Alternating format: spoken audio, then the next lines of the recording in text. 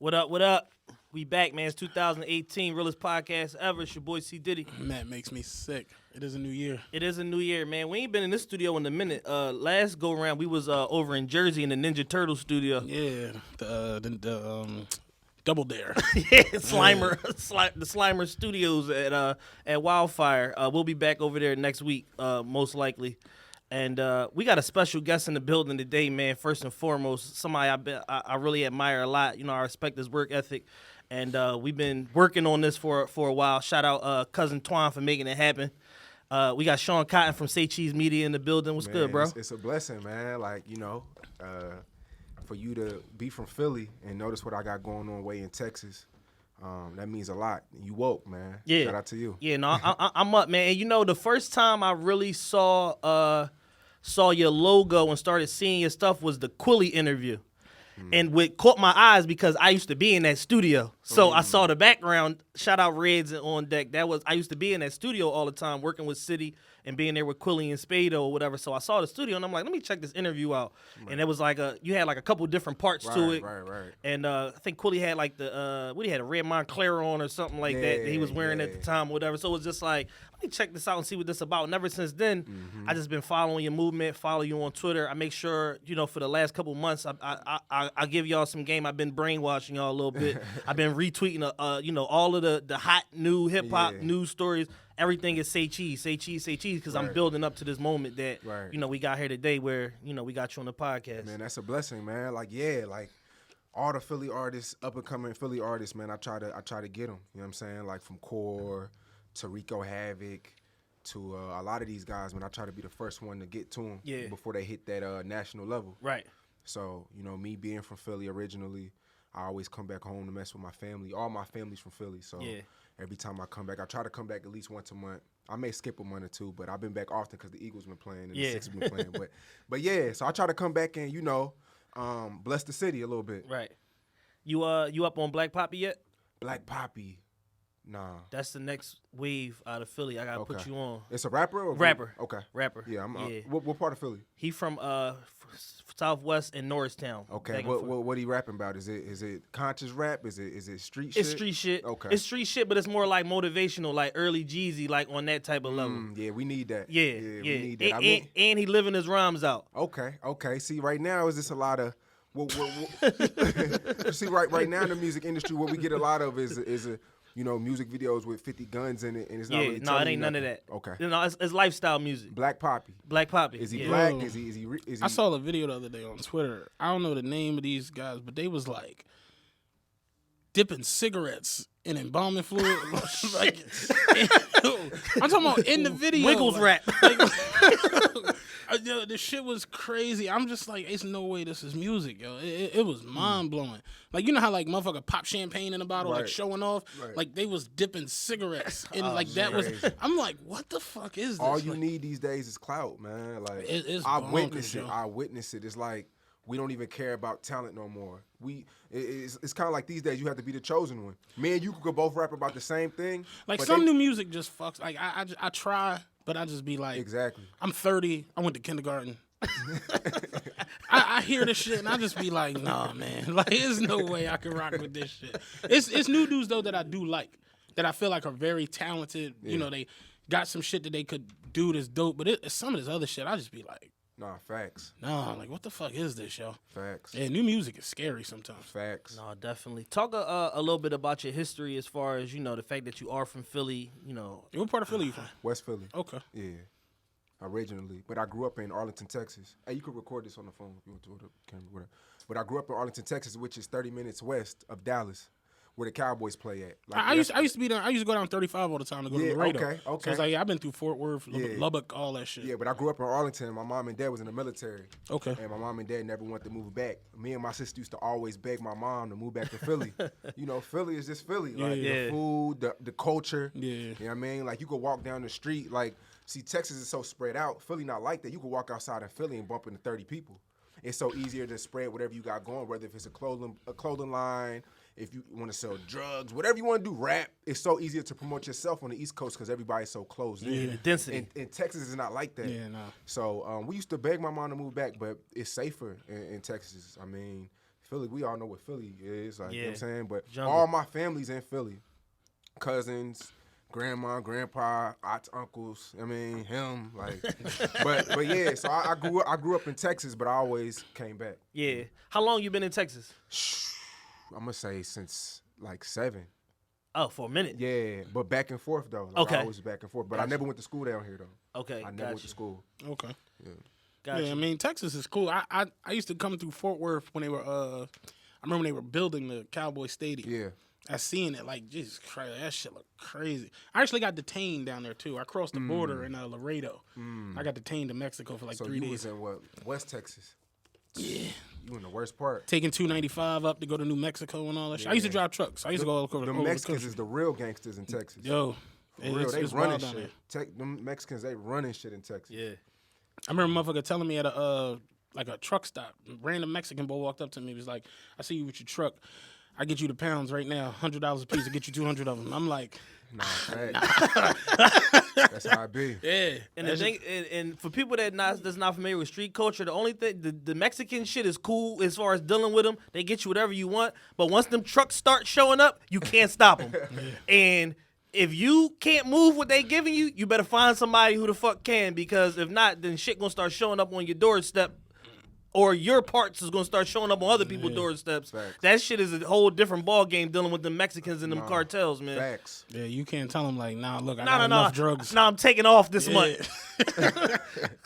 I'm trying to take my girl to the Bahamas. Okay, cool. man. Well, who gonna be here that can sell this cocaine for us? Yeah, real shit. Shit, a different ball game.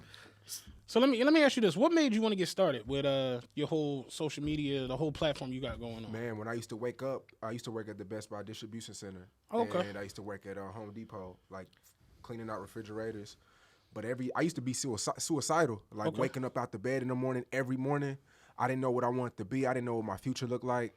Like, I knew at the end of the week how much money I would make, no matter how hard I worked. I was making $7.25 an hour. So I was like, man, I had to make something shake. And then, it just was like just me being consistent for real. Like, Okay. you know what I mean?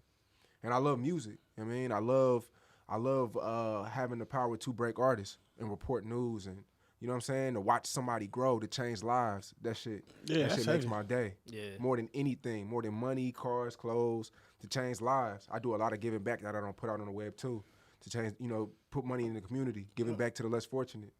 So. Talk about breaking artists. What are you most proud of as far as like some of the artist relationships you got and some of the artists that you broke so far with your platform? Well, TK was my biggest break. Yeah, the definitely. race. Yeah. But I got a lot of flack with him because he was sending me his music for a long time and I never checked his music out. Yeah, I got a lot of flack with him.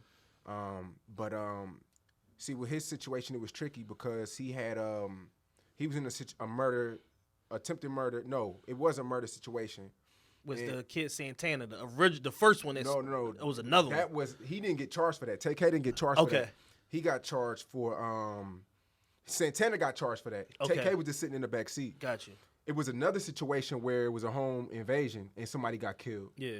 And a girl had came to me trying to put me on TK then, but she was on some like, yo, he's in jail. TK's in jail. So I'm like, why would I thought he was going for life. So I'm like, why would I promote somebody that's already in jail or we're not going to see again? Yeah. So then 8 months go by, my homie tell me TK was on the run. I said, how is he on the run? He was in jail the whole time. Right. You know what I'm saying? So I report the story that he was on the run. It went viral. Everybody was calling me a snitch. Everybody was like, you a fuck nigga. You ain't never talked. You ain't never posted his music. Why you promoting this? And then when I posted it, Vlad posted it, and it just went viral. Like, you know what I mean? And then he dropped the song. I posted the song, and it went crazy. So I got a lot of flack for that because it was like, why are y'all calling Sean a snitch? And then people that didn't know TK, they trying to check out the story. Then they Right. check out TK. Yeah. So this goes on. Got you. Yeah, I've been seeing. I listened to the race, and now I got TK music on my phone directly because of your platform. Because I would see like your updates on the race. Like he had X amount of views. This Yeah. average per day. He had X amount of Right, views, yeah. and you was like the only media platform that does shit like that. As far as like Right. updating people like Right. on the progress of different artists. Right, that's what I try to do. I try to make blogging like Sports Center. I want to use statistics. I want to use all type of different things to get people graphics, lists, numbers per day, per video, per. Like, I try to make blogging like Sports Center, because that's what we like. When I know when I go to the crib, I'm checking Sports Center. I want to know how much my favorite player average. You know what I mean? When he drop, how many downloads he get per. I try to make it fun. Yeah. And a lot of blogs, they're not really fun. Yeah, I will say that with music, it seems like sometimes it's hard to find what sold this or how much got sold this week or how many times. It do feel like that shit is difficult to find at times. So yeah, because now it's just like there's so much music coming out on a weekly basis because the music industry is so like backwards and behind with shit where it's like they was losing money for all of these years. Once upon a time, Steve Jobs went to the music industry and said, "Hey, you're about to hit an iceberg. The fucking internet is about to ruin your business model. Here's the iPod. I can change that before you fucking hit it if you start converting all your shit to digital. Right. Do this now." This was in the 90s. Yeah. They told him, fuck out of here. We make billions of dollars a year, $100-something million a month. Fuck you. You don't know what you're talking about. Sure enough, Napster came and LimeWire and all of that shit, and they hit a fucking iceberg. And they lost money for all these years in a row, but they still had to put product out. Still a viable business model because they had banked so much money before. Right. You made me think about LimeWire. Remember that time period of life? I remember showing my pop, no bullshit. My pop at the time, he's 60, he older black guy. I showed this nigga how to download songs on LimeWire because he would be like, "I see you got CDs in your car that aren't like CDs you bought, like you made them." I'm like, well, I downloaded it, put it on a disc. I showed this nigga how to do this. This nigga straight turned into a DJ. He was hooked. Now I gotta go home. I gotta make a CD for my man. Nigga was making mixtapes for everybody. LimeWire was lit. LimeWire was the greatest time period ever. So fast forward to 2013, Spotify and other companies began working on the streaming model. 2014, the music industry makes money for the first time in 20 fucking years. They grow. They had like 16% growth. So now they throw so much fucking music into the marketplace. Yeah. It's hard to discern what's out because they figure, hey, if you don't listen to it now, you'll listen to it 7 weeks from now because the streaming is so prevalent. And I just asked my cousin, like, what are they listening to in Philly? And I remember a point in time, like in 2006, it was only like 4 rappers you could choose from, like T.I., Jeezy, Wayne, Kanye. Now it's so many artists. Yeah. It's like, for example, an artist could come out with a tape last week, and now everybody's on to the next. Yeah, Gucci put out nothing 19 sticks albums no in more. 1 year. Nothing sticks. Like people right now in Philly, the 2 biggest songs in Philly and have been for about 7 months is Pound Side Pop on some shit and Rico Havoc, Lucas, which has been out for probably a year and a half now, but they're still the 2 biggest songs from Philly artists that are in Philly. Everything else is just kind of like open to interpretation. Everybody's listening to their own shit. Like you bring up like Gucci. Gucci got an album out now that came out 4 weeks ago that people are now like, yo, this Gucci album is really fucking good. Yeah, that shit was hard. And I'm starting to see like even like the tastemakers and just people who like music opinions I trust are like, no, I'm listening to this Gucci shit right now. Right. So, but it just literally varies from like week to week and day to day. Yeah. Facts. It's like no predictability to it as far as like what people are listening to. Do you feel like it's too many artists out? I feel like it's too much content. Is that hurting or helping? Hurting.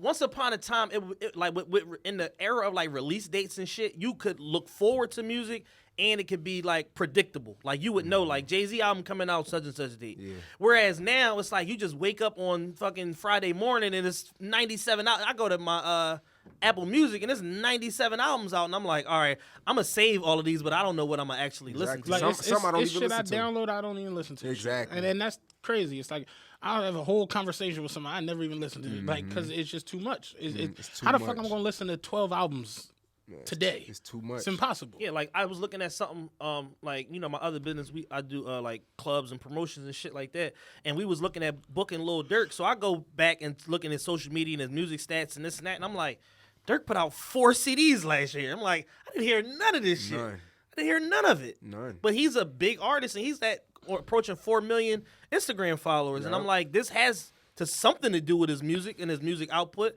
Only thing I was familiar with was like one song he put out with T Grizzly, but they got a whole album out together. Like, it's crazy. It's hard to keep track of this shit. I didn't even know that. Very few knew. Yeah, no, they tape hard though. They tape real. Yeah, people love it. Yeah. But I've heard one song. There's people that love all kinds of shit. People love heroin. It's like, but no, What was I gonna say? I feel like it is too much at times. Like it's just way too much. Not even artists. Do your thing. Put you got a craft. You got a a dream. Do that shit. I ain't knocking that. But when you putting out 6, 7, 8 albums in 1 year, it's like, all right, yo, like come on. I think everybody saw. I'm gonna blame Future for this one because I think everybody saw the success that he had and was just like, "Fuck it, I'm gonna do the same thing."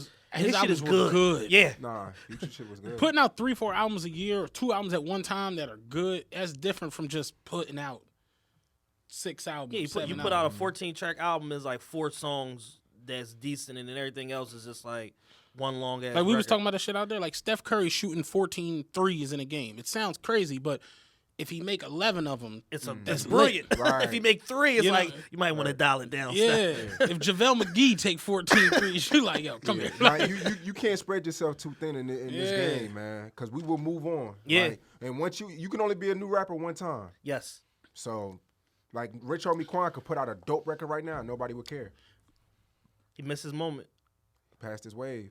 I like Quan though. I like him too. No, he's talented as fuck, and he got a new record out that I heard that I like. Me too. Sometimes the artists don't fall off, the fans do. Yeah. Remember that. I was about to say we talked about it one time. I feel like nowadays so much shit matters that has nothing to do with music, like and Instagram clout. That's irritating to me at times. Like when they do those the round tables, the hottest MCs of the game, and they're bringing up, who they dating and how many followers. It's like, what the fuck do this got to do with this nigga saying? That quantifies heat. Yeah. The last hottest MCs in the game was the worst compiling of. Like they wouldn't put Drake at number 1. They refused. They so refused. Weird. And I'm watching Joe Button justify not putting Drake at number 1 was last year. Oh, okay. It was like 2016. That was the last one that they did. Charlamagne executive produced it, which was wrong to begin with. Joe Drake, like. Why won't you put him at number 1? Nah, he had you chasing kids down the street with rocks in your hands. Like, just let him be number 1. like what we doing, yo? They was like, no, but Kanye sold a lot of Yeezys this year. Like, what the fuck did this gotta do? That's how weird this shit was. What the fuck did this gotta But that's music now. It's like who they with, what are they driving, how much did they spend at this store, who has the funny Instagram video, and it's like, yo, none of this shit has to do. Look how Black Youngster got in the game. Yeah. He found his niche. And it had nothing to do with music. I say it all the time, like, I like it sounds fucked up, but I just be so glad that like Biggie, Pun, Eazy-E, I just be like happy they died when they did. Nah, seriously. Because I'd hate to see Pac on Instagram talking about Sweet Pussy Saturdays and all kinds of weird Pac on shit. Instagram, just got to my bitch crib. Like, I like Pac being at where he at for me. You know what I mean? Facts. Biggie, Pun, all of these dudes. Like, I got with the music I got from them, and I got them all as legends, and they there. Can you imagine Lisa Rivera running from Pun on Instagram live trying to whoop her fucking ass? Like LL is hosting the fucking lip sync battle. It's like I like all these different things that rappers get into. And don't get it fucked up, it's money at the end of the rainbow for all this shit. But some of it I just be like, like why? Yeah, like for what? Yeah. And I feel like the game is just it's gotten so far away from can you rap? It's definitely watered down. Like back in the day, you could rap or you gonna get a deal. Like when you heard Oskino talk about we had to go rap in front of Jay-Z. And Jay like, I like him, I'm signing.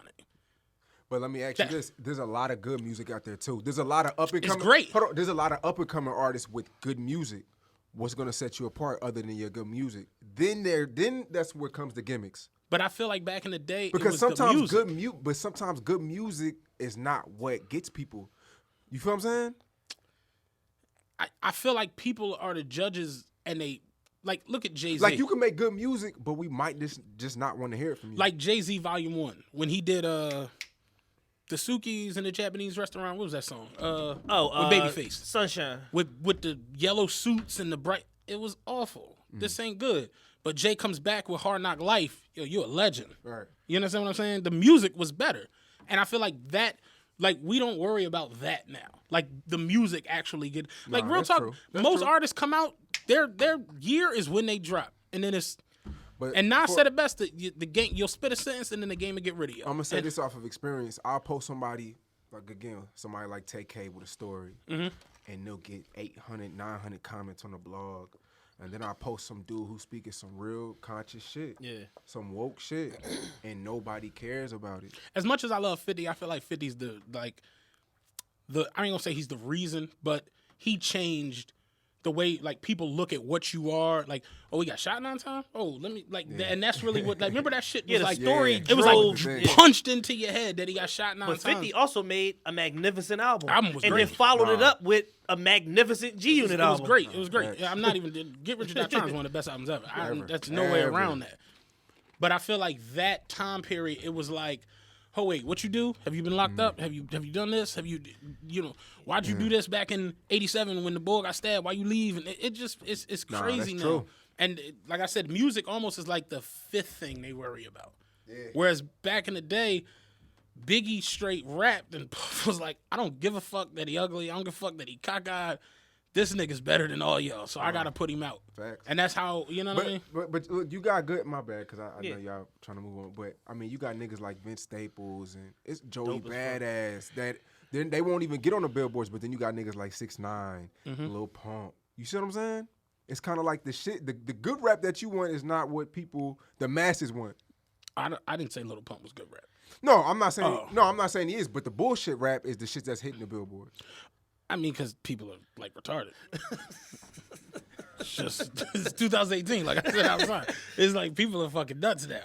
So, did you hear Joyner Lucas over the Gucci Gang beat? Yeah. Yeah. Killed it, smoked it. Nobody cares though. Yeah, no one cares. No one Nobody cares. Few cared. Yeah, As few Chad cared, was saying. yeah. Nobody cares. He raps very well. He's all that. Yeah. Yeah. I started. I downloaded his album and then I was watching like his virals. I mean his videos to go with the songs. He's got some really good Yeah. shit. And what's crazy is that an artist like him, they got so much substance and so much going on to sign to Atlantic, but then so is like Bad Barbie. It's like Yeah. signed to the same fucking Yeah. label. But he been coming out with dope visuals and shit. Yeah. He been doing this shit for a long time. But he Yeah. finally getting his respect. Let me ask you this: what's the best and worst interview you've ever done? The worst one was when I got into it with Kevin Gates. We had a physical altercation. Really? Yeah, this was like 2013. And then the best, I'm gonna say, I had so many good ones, but I've interviewed G Money, Baton Rouge rapper. Okay. He was beefing with NBA YoungBoy, and I was his last interview before he died. Damn.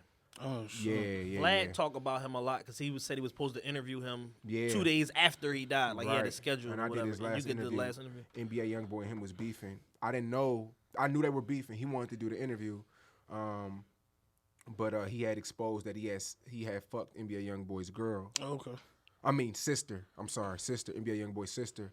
And then 3 weeks after that interview, he died. And it wasn't my best interview because of he died, but it was just because it was just the moment. I don't know. It was just what it was. You know what I'm saying? But that was one of my best interviews. Can you talk about the Kevin Gates situation? Really, he was my very first celebrity interview. I didn't really like interviewing celebrities. Like I said, I'm an up and coming type of dude. But to make a long story short, with Kevin Gates, I went on YouTube to see who he was because I didn't know about him. And I seen that he was affiliated with Boosie and Wayne. Okay. So my question to him was, who inspired? This was when Boosie was in jail.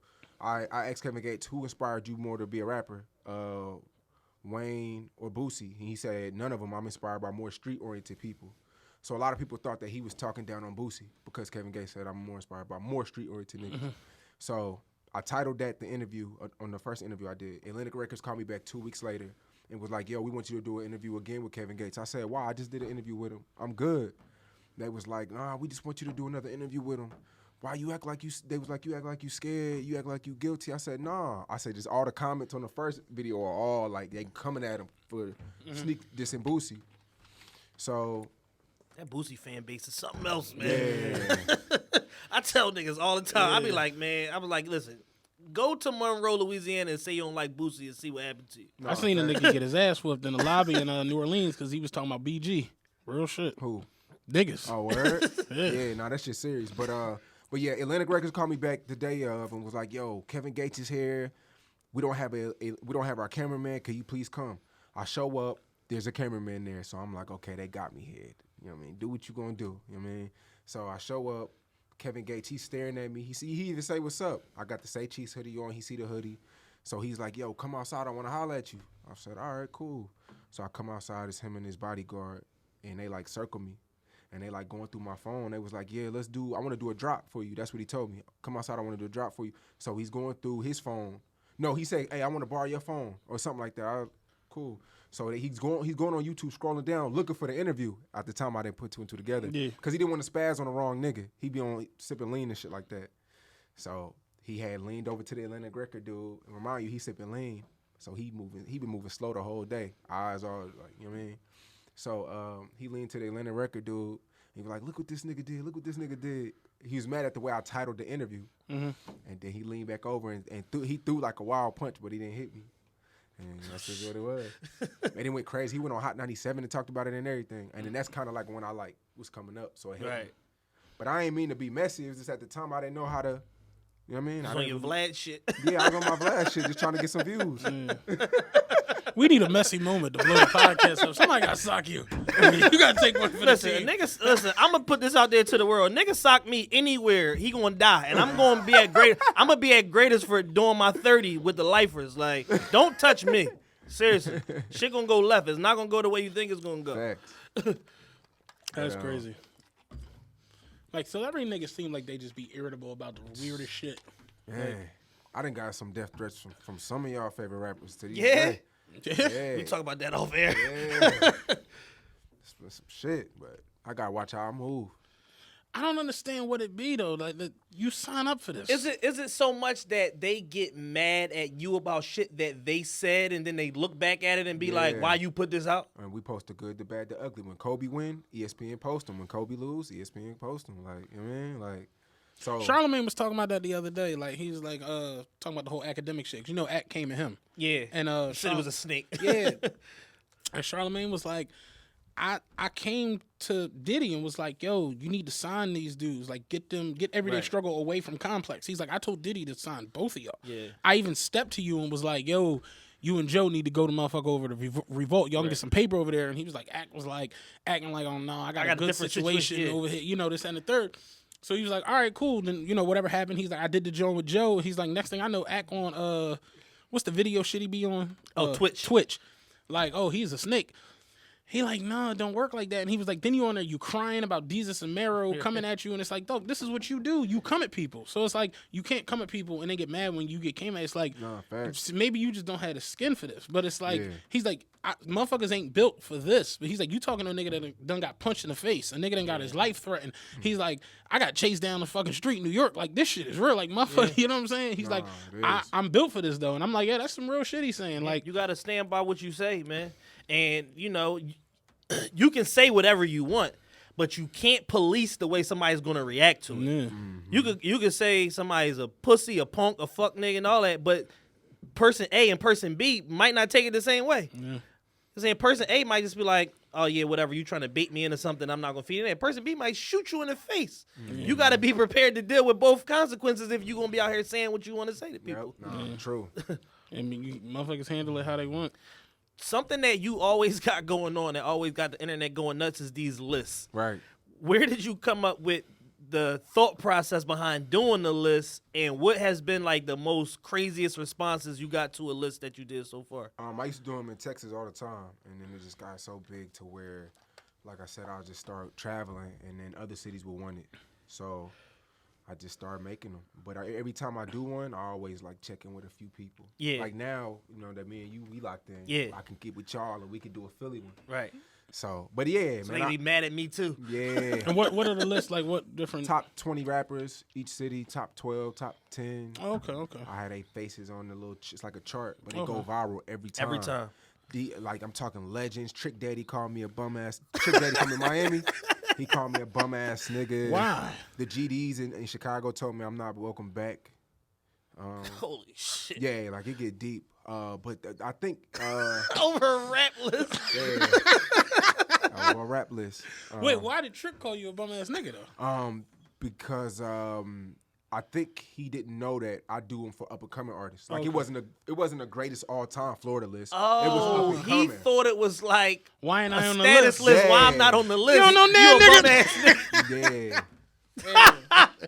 That's funny as shit. Somebody the other day, you know, Love and Hip Hop Miami, they had like the trailer of like the Love and Hip Hop Miami. And it was Yeah. showing the people and they names. It's the worst show And it ever. was like Trina, and then it said Trina, and it was Gunplay, and it said Gunplay. And then it said Trick Daddy, but it was Florida Evans. I'm like, yo, y'all ain't shit. That's what I'm saying. But the thing is, in a scenario like that, you know that he didn't see the list. You know that somebody called him and said, "Yo, it's this list out, and but the best Florida rappers, and you not on it." Well, and I he think just he spazzed. saw the list. He didn't read the caption. Yeah, he didn't Right. process what was on. Exactly. Like, why would you want to be on a list with Lil Pump? Exactly. Yeah. Why do you want to be on a list with Smoke Perp? Right, Like, it right. doesn't make Yeah, sense. so he got at me, and then like I said, the DMV was a crazy one too because I had Baltimore on the list too. Baltimore don't claim the DMV. The DMV, No. that's a whole different That's thing. huge. My man from Baltimore, that shit Yeah, is because big. I could have made a separate Baltimore list on its Yeah. own, but I just knew what it was gonna do. So that Wasn't caused, one of the Baltimore rappers like at the top or like near the top?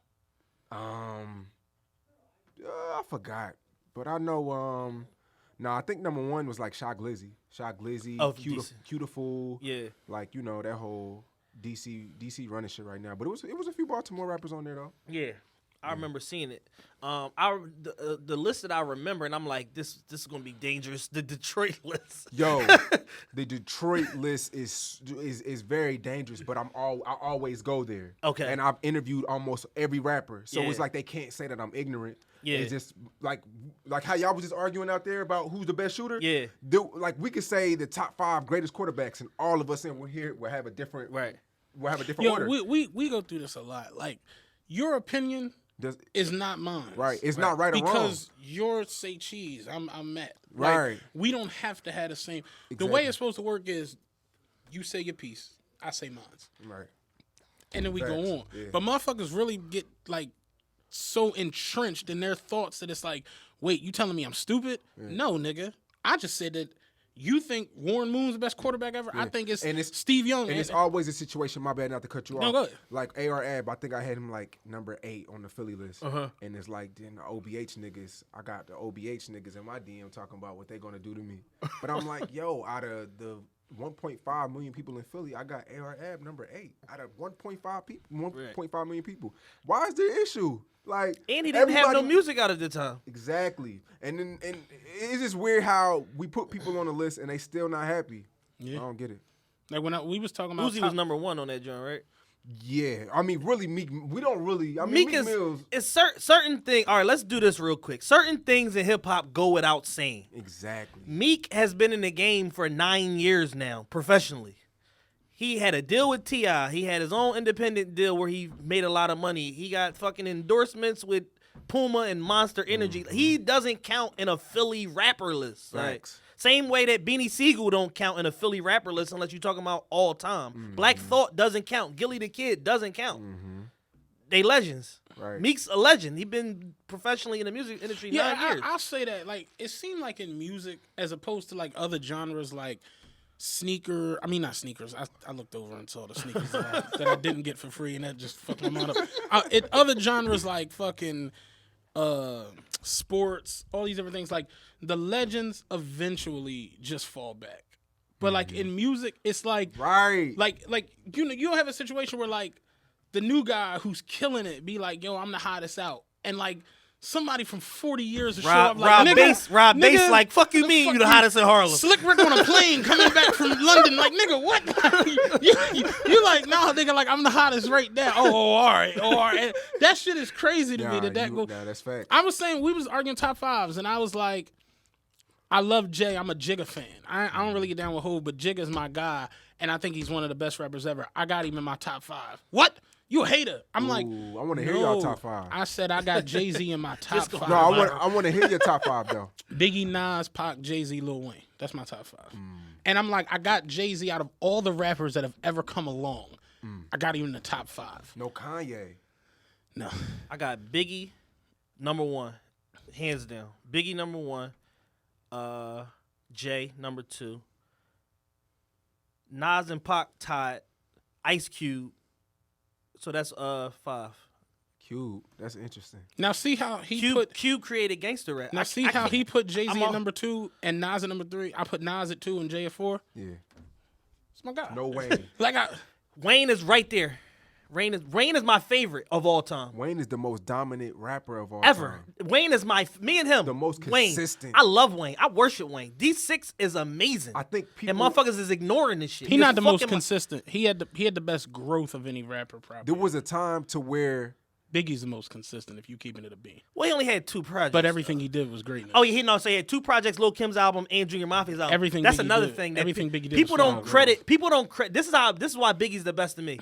Biggie wrote Ready to Die, classic. Life After Death, front to back, classic. He wrote Little Kim's Hardcore, front to back. We heard him performing one of the songs on the fucking reference tracks that leaked. And he wrote for every member of Junior fucking Mafia. None of them guys was rappers. They was little dudes around him that he was trying to keep off the streets. He wrote, it was like 9 of them. He wrote for all of them. Nah, that's respectable, but I just feel like Wayne's catalog. It was one time it was everything, no misses. He even grew. the shit that leaked. But understand that Wayne, at one point, Wayne was talking about my pinky glow because my ringage. No, he said a lot of bullshit. Wayne grew into that. A lot of shit that leaked that's not on the Billboard charts and stuff like that. If a lot of stuff that came out didn't leak, yeah, he'd have some of the numbers. Little Wayne, the Carter 3 got made 42 times. Yeah, 42 times. I'm not and the arguing. final product still every song charted. Wayne is Not incredible. arguing. Wayne has probably the best mixtape run ever by Like far. the, Him or 50. the fucking by the far. cartel niggas was leaking Wayne albums so much and so frequently. I'm not Like they had to arguing change the fucking engineer policy what in the studio. What about M? I'm not. M in my top 10.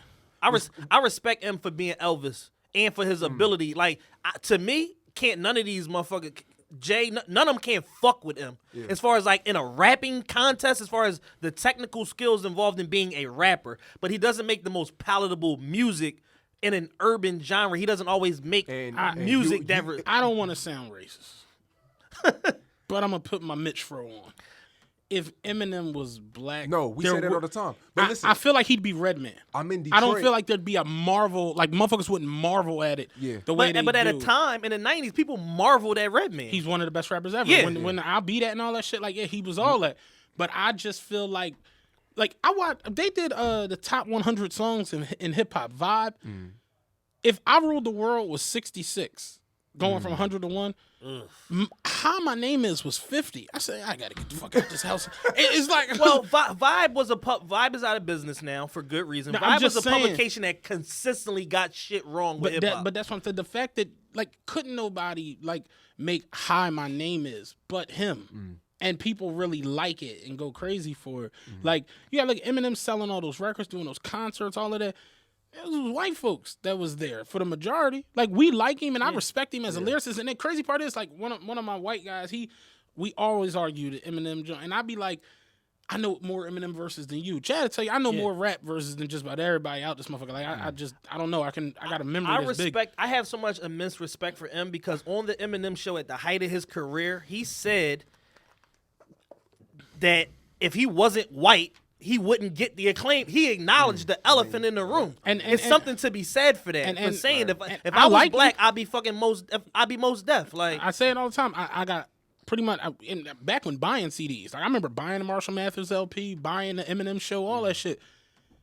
I like him, but when I do my top 10, it just kind of goes by the wayside because I'm like I'm not taking him over Snoop. Yeah. I'm not taking him over Cube. I'm not taking him over Scarface.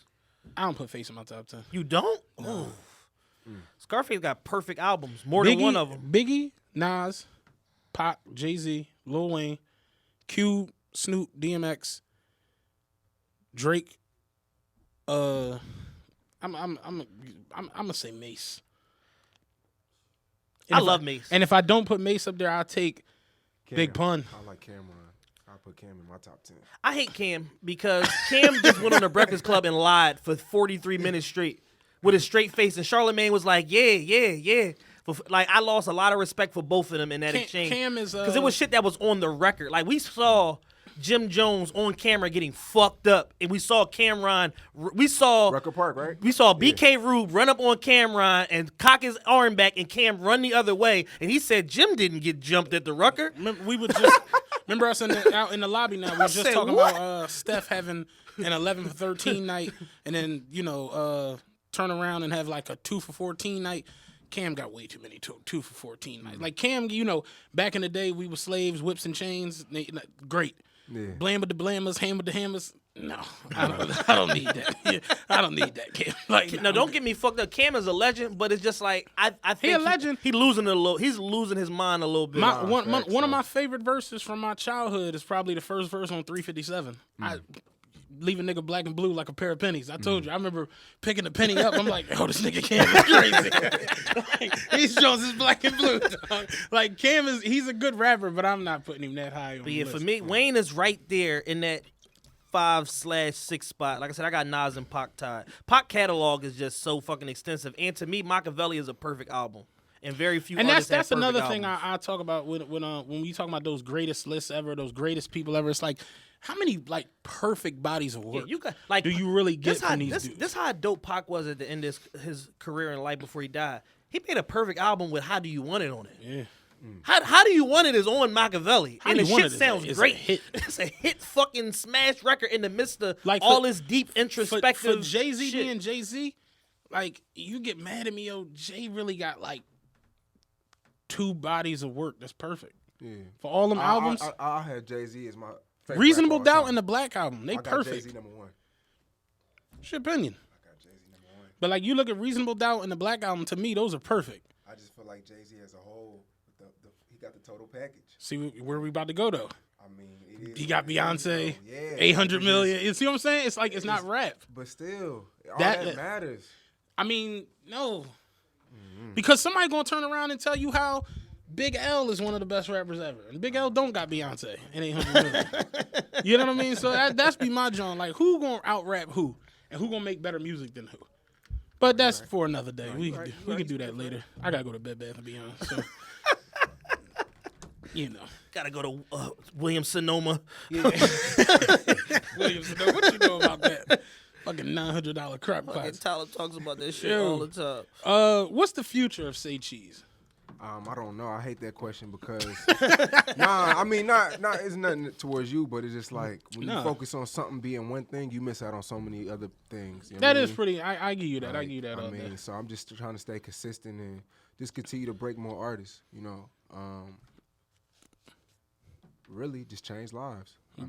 But I'm focusing on a lot of stuff outside of music too. A lot of different businesses outside of music, but outside of Say Cheese. But I don't know. It could be a record label. It's a lot of labels trying to team up and do some stuff.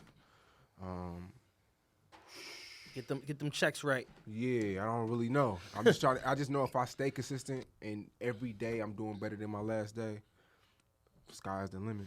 I say that all the time. Be better today than you was yesterday. Yeah, real shit. That's dope. Real quick, for we unless there's anything you want to add, but our last question on the agenda. You've been to O Block. You've been to various hoods around America, Crip hoods in Texas, and all these different places and shit. What's either like the scariest or the most like uneasy situation you've been in, like filming somebody or interviewing somebody?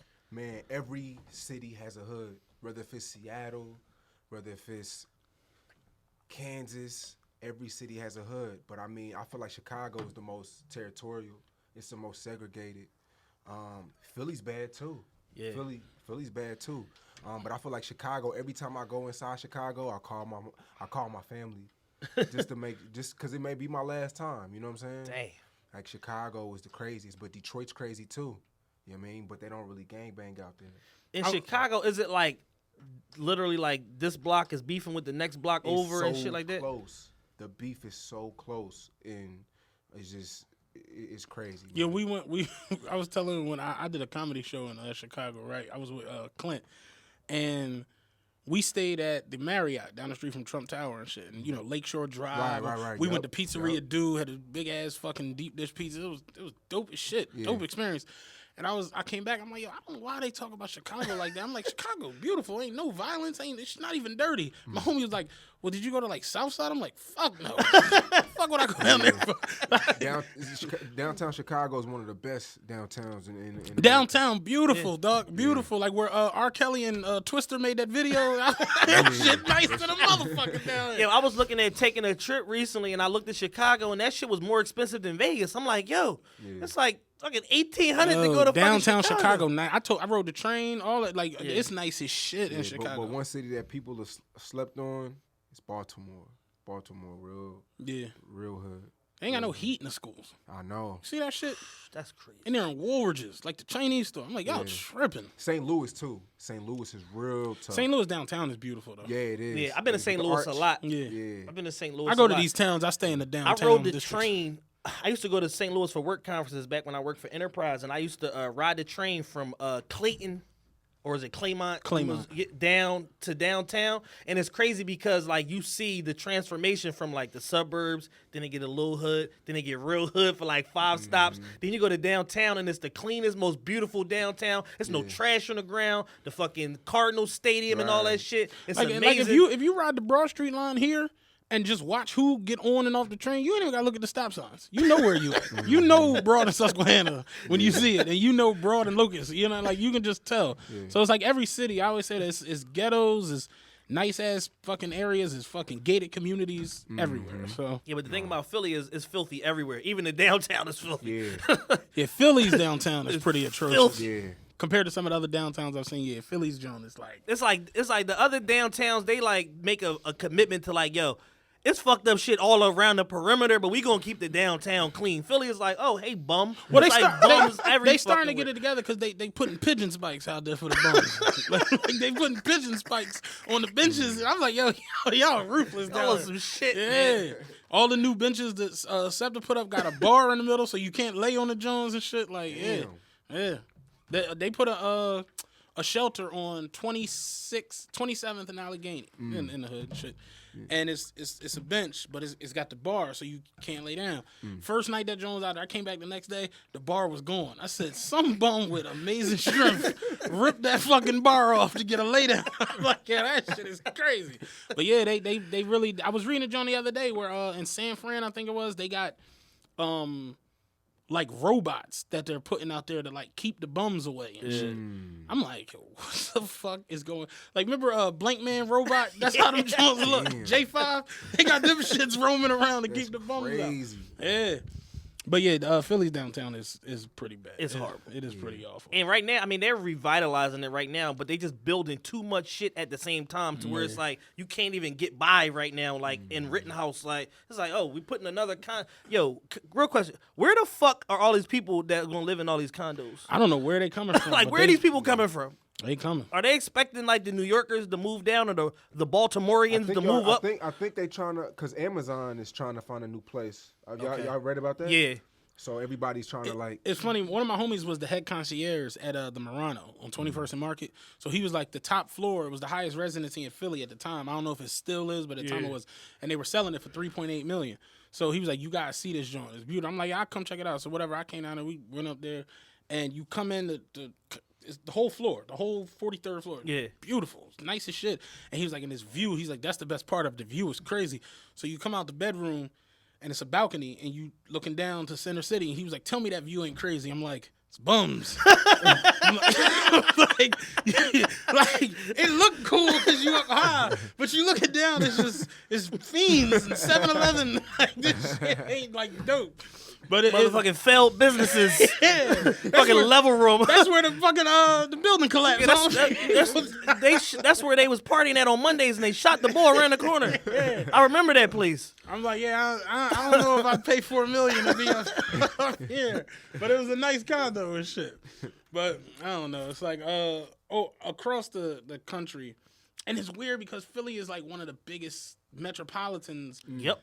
In the country. Got 6 million people in the metro. You would think that it would be on the level of Chicago, St. Louis, Phoenix. Downtown Phoenix is nice as shit. And I think population-wise, they about to pass up Philly. I could believe that. Yeah, so Philly about to be 6 pretty soon. Well, I mean, you said 6 million, but 1.5. Yeah. So. But, yo, let me ask y'all a question before we get out of here. Top 5 Philly rappers all time. All time? Yeah. Beans? Beans. One. Cassidy. Beans won. Beans won. I like Black Thought. I'm not putting him over Cass because I was a Cass fanatic when Cass was, Cass. Beans, Cass, Black Thought, Meek, Will Smith. Meek, 1. Beans, Black Thought. You put Meek at 1 now. Meek more successful than all these niggas. Throw these niggas in the trash can. Yeah, but Beans hopped out the joint. Yeah, and he also gambled all his money away. I mean, that's dope, though. It's not dope. I mean, it's nothing dope about that. It's nothing dope about that. Y'all said y'all like the shit outside of rap. Like, Beans was living that shit. There's nothing dope about blowing $20 million. There's nothing dope about owing the city $1.4 million in back taxes. Bent double park, trunk full of cash. How about what's the bet, nigga? Like, Beans was talking. He was living it. Meek, because he kept his money. Well, he's keeping it. He's currently keeping it. Meek, Beans, Black Thought. Meek could end up on drugs in 10 years. Spado, Gilly the Kid. Ooh, okay. Wait, say that again? Meek, Beans, Black Thought, Spado, Gilly the Kid. So no Cass? No. No Will Smith? No. Will Smith, I'm not counting Will Smith in no Philly rapper I'm going to list. send you Will Smith. Nas wrote his biggest record. I'm getting jiggy with it. Nah, here go mine. I'm not counting him. I'm gonna go Meek Mill just off the success. I mean, you can't hate on that. Meek 1, Cassidy 2, Quilly 3, Joey Jihad 4, 5. I'm gonna go Core out of the new school. Oh, you're doing like new guys. I mean, what y'all thought? He's a futurist. Beans could have been in there, but I'm just going off of potential too. I'm sorry. Beans, my homie was DJing at the Marathon Grill, and Beans and him was in there, and Beans went into the kitchen and made himself a grilled cheese sandwich. I was like, yo, this nigga is like a real legend. Like, that's just legendary shit. Went in the kitchen. The kitchen was closed. Went in the kitchen, cut on the joint, and made a grilled cheese sandwich. I'll take out Joey Jihad and put Beans there. Cool. The grilled cheese got him in. All right, but I give you that. But Joey Jihad and Quilly, that DVD run, to me, Quilly the best bar for bar. Quilly can super duper rap. He's not better than Jihad. I personally, I thought Jihad was going to be the next to blow from Philly. I thought he was too. I'll give you who was the best out of all of them who smoked too much wet. Petey Crack. Petey Crack had everything. He had the look. He had the style. All that shit. Meek Mill's style is Petey Crack's. Meek's original style is Petey Crack's style. When I first heard In My Bag, I thought it was a Petey Crack record. Petey Crack was the nigga. And if So Sick comes out before Stay With Me, Petey Crack is out of there. So Sick. Neo. Okay, yeah, if the order of them songs is changed, Petey Crack is out of there because he still gets a residual off of Stay With Me because it's on a big fucking album. But I'm joking around. I honestly though, I feel like Beans is just, he personified what it meant to be a Philly rapper. Beans was on a tracks with Jay-Z talking about if you want to draw. Like, you want to draw? The blood can drip in the club. Like, Beans is just, he was Philly. He was so Philly. Yeah. Cassidy, just because mixtape, DVD, battles, you saw Cassidy versus Freeway, like Cass was it. No one respects Will Smith. I don't know why. It's kind of like an Ice Cube situation. It's like Will got the first Grammy. Will was... Nah, that's not... He didn't put enough music out to be... You know what I'm saying? Like, he didn't put a lot of music out. But his parents just don't understand. But that's like a gimmicky, corny-ass But that's what the record, 80s was. No, it wasn't. Yeah. Big Daddy Kane and KRS-One was in the 80s. You talking about Kane, KRS, and Rakim, but what about, like, the Heavy and D's? What about Coogee Rap? Well, I mean, it's a lot of niggas. It's a lot of serious niggas in the 80s. But that's like saying that Nelly ain't shit because Nelly was like pop and Nelly had 50 of them Jones though. Will had like 4 of them. That's the difference between Nelly and Will. Will had smashes though. Nelly had the number 1 and the number 2 album at the same time. I agree, but Will had Summertime.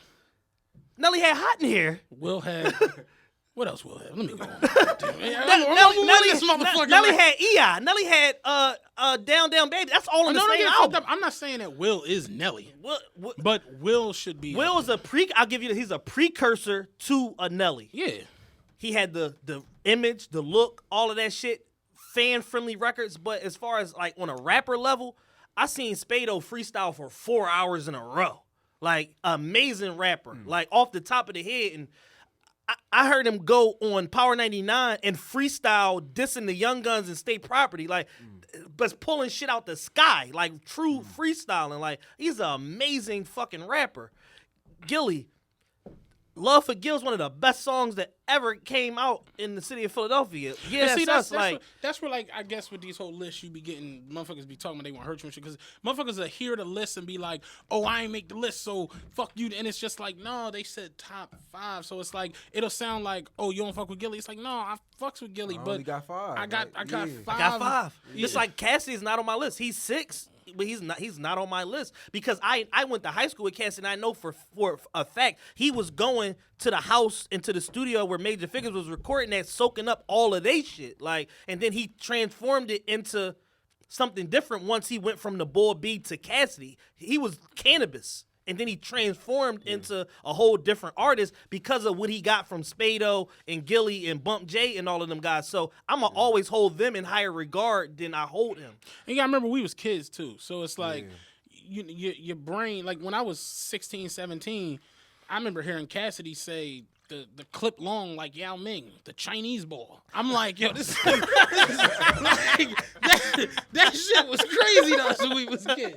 You know what I mean? But it's like as you get older, you like, oh no, and that's where like Cassidy to me, like he never evolved from that style. Right, like, he's still rapping like that. I saw him in a battle recently, and he still raps exactly like that. So it's like you evolve, and it's like kind of like, all right, the music didn't, but I just put him up there because it's like I remember like when we was kids, it was like, yo. This nigga something else. And I know y'all probably like looking at me like, damn, why Sean put Core 5? But it's kind of hard. Core can rap. Core amazing rapper. It's kind of hard to measure the new rappers with the old rappers because now they got the internet. It's impossible. They got the internet now. It's really impossible. You know? Like Core may be bigger than Spado ever was internet-wise. Yeah. So that's why I'm saying like, how do you measure? But we only had 5. And that's what I tell you, it's opinion. Yeah. You know, like there are people who will put I don't know, give me another Philly rapper. Freeway. There's people who will put Eve. There's people that'll put Young Chris because they'll say Jay stole Chris style and they put Chris. Yo, facts. I was listening to, it was funny, somebody had posted the No Better Love video. Remember Young Guns with Rel? And they was like, Dave Chappelle killed this hook. And I was like, oh shit, Rel do kind of look like Dave Chappelle. But me watching this shit, it made me like go back to my Young Gunner shit, and I was listening to the Tough Love album. Yeah, and great album. You listen to what was their first one? Can't Stop, Won't Stop. Yeah, we ain't even. State Rockefeller dropped the ball horrible. Bad with that. With that something else. Yeah, they put out State Property 2, the Chain Gang, instead of Young Guns album. But you look at Can't Stop, Won't Stop, and No Better Love. Then remember the song they had where they was coming at each other. You gotta find a way. Love. Tough Love. I thought Neef was like amazing. I thought Neef was about to be like next. You know what I mean? And it's just. You had them guys where it's like, yo, I really like this bull, and that's your decision. There's people who think Neef is better than Chris, people who thought Chris was better than Neef. And I hate that when motherfuckers give you an opinion, it always got to lead to some silly shit after. It's like, no, dog, this is what I think. Right. You allowed to think that is like this water shit. Like, motherfuckers don't understand how this water shit. We argue about this shit all the time. You like that, I like this shit. We ain't got to die over this shit today. Right. You know what I mean? Nah, shit, Neef had an amazing mixtape run the last like 4 or 5 years. I haven't. The FDM series. Like I don't know if you heard. He had the city on fire. I think my cousin listened to him, but I don't know if you heard Oskino. Oskino rapped over what's the bull? The bull that he don't speak English. Panda. Oh, Designer. Oskino rapped over the Panda beat. I don't know if you heard it. It was one of the craziest freestyles I've heard in like the last 5-10 years. And it did numbers online. It was phenomenal. But it's somebody to hear that and be like, nah, I'm cool. Yeah. But or won't even listen. Yeah. Like, oh, Oskino, I'm not listening to that. Right. Yep. Meek said the vet was corny. I'm like, the vet look nice. Right. And I got a vet. I felt about that shit. Like, what you mean? It's just the way it go. You got anything else you want to throw out there? This has been one of the best interviews. Man, I really appreciate it, man. Like, nah, we appreciate you, man. Like I said, it's been a long time coming, man. Shout out to Cuz once again for putting it together, putting a bug in your ear. Give them all your platforms, man. Your social medias, all that shit. Sean Cotton, that's my personal Say Cheese Digital. That's the Say Cheese, man. I really appreciate it. Like, didn't your pages get hacked and some shit not too long ago? Copyright infringement. You go through a lot of shit. Yeah, you can't post certain things. Like if anybody's blogging, don't post anything from Universal. They will snatch that. Oh shit. Quarterly, they check every website quarterly out of the year, 4 times out of the year. So Yeah, don't post it. And I think Instagram, they give you 4 strikes. Twitter, they give you 2 strikes. So. Damn. And that's crazy. Like, I tried to go to the label and get it whitelisted, but I'm not really in the label system. I mean, yeah, that, but I'm more like cool with like 300, like different, you know what I mean? So I don't know if Atlantic's under Universal, but no, they are under Warner. Yeah, Atlantic never takes my stuff down. I'm pretty cool with them. Yeah. So it's just the copyright infringement. And why do they take it down? Because it's like almost like you profiting off their material. Not that, but Instagram's so popular these days. If I post a minute snippet of your video, right, and I mean that's pretty much it. Why go to YouTube and watch the video? And so it's like taking money away from them. They want you to go to YouTube and watch it. Watch the full form. Mm-hmm. So that copyright infringement is real. Yeah. Damn, that's interesting as fuck. But we bounced right back though. We almost had 200K in less than 8 months. So real everything, nothing bought. So yeah, no, that's dope. Yeah. Before you leave, top 5 or it could be a top 3 artists to look out for that you feel like is next up from anywhere. Oh, that's a good question. Bossman JD out of Orlando. Lil CJ Casino out of Fort Worth, and Lil Pete out of Oakland. I could have said 100 people, but yeah, it's a lot of people though. TRPE out of Philly, I love her. So I could keep going, but everybody had their moment. You know what I'm saying? And a lot of times people get that buzz and they get big headed. A lot of these niggas get on drugs.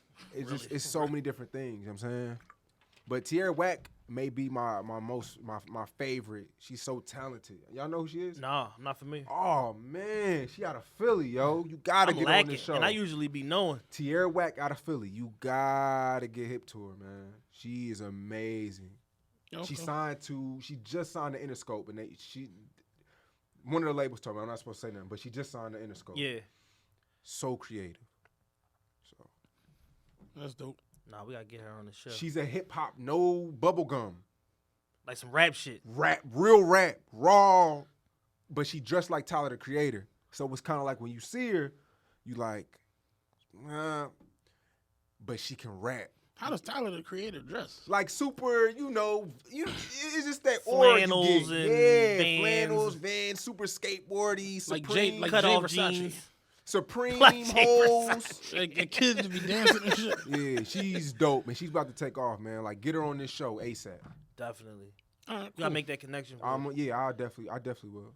You got any shout outs or anything you want to say? Shout out to y'all, man. Shout out to y'all, the sneakers. What's your name, my man? Will. Shout out to Will, man. My guy Will from Kicks USA / Ubik. Dariel in the building. Yeah, man. Shout out to y'all though, man. Really dope show. Best podcast I've been on. Shout out to the one in Seattle too, but hey, man, we got to the real, man. Hey, man, it is what it is. Sorry, Seattle podcast. It's love. We appreciate you, man. Thanks a lot, man. Bet. We out.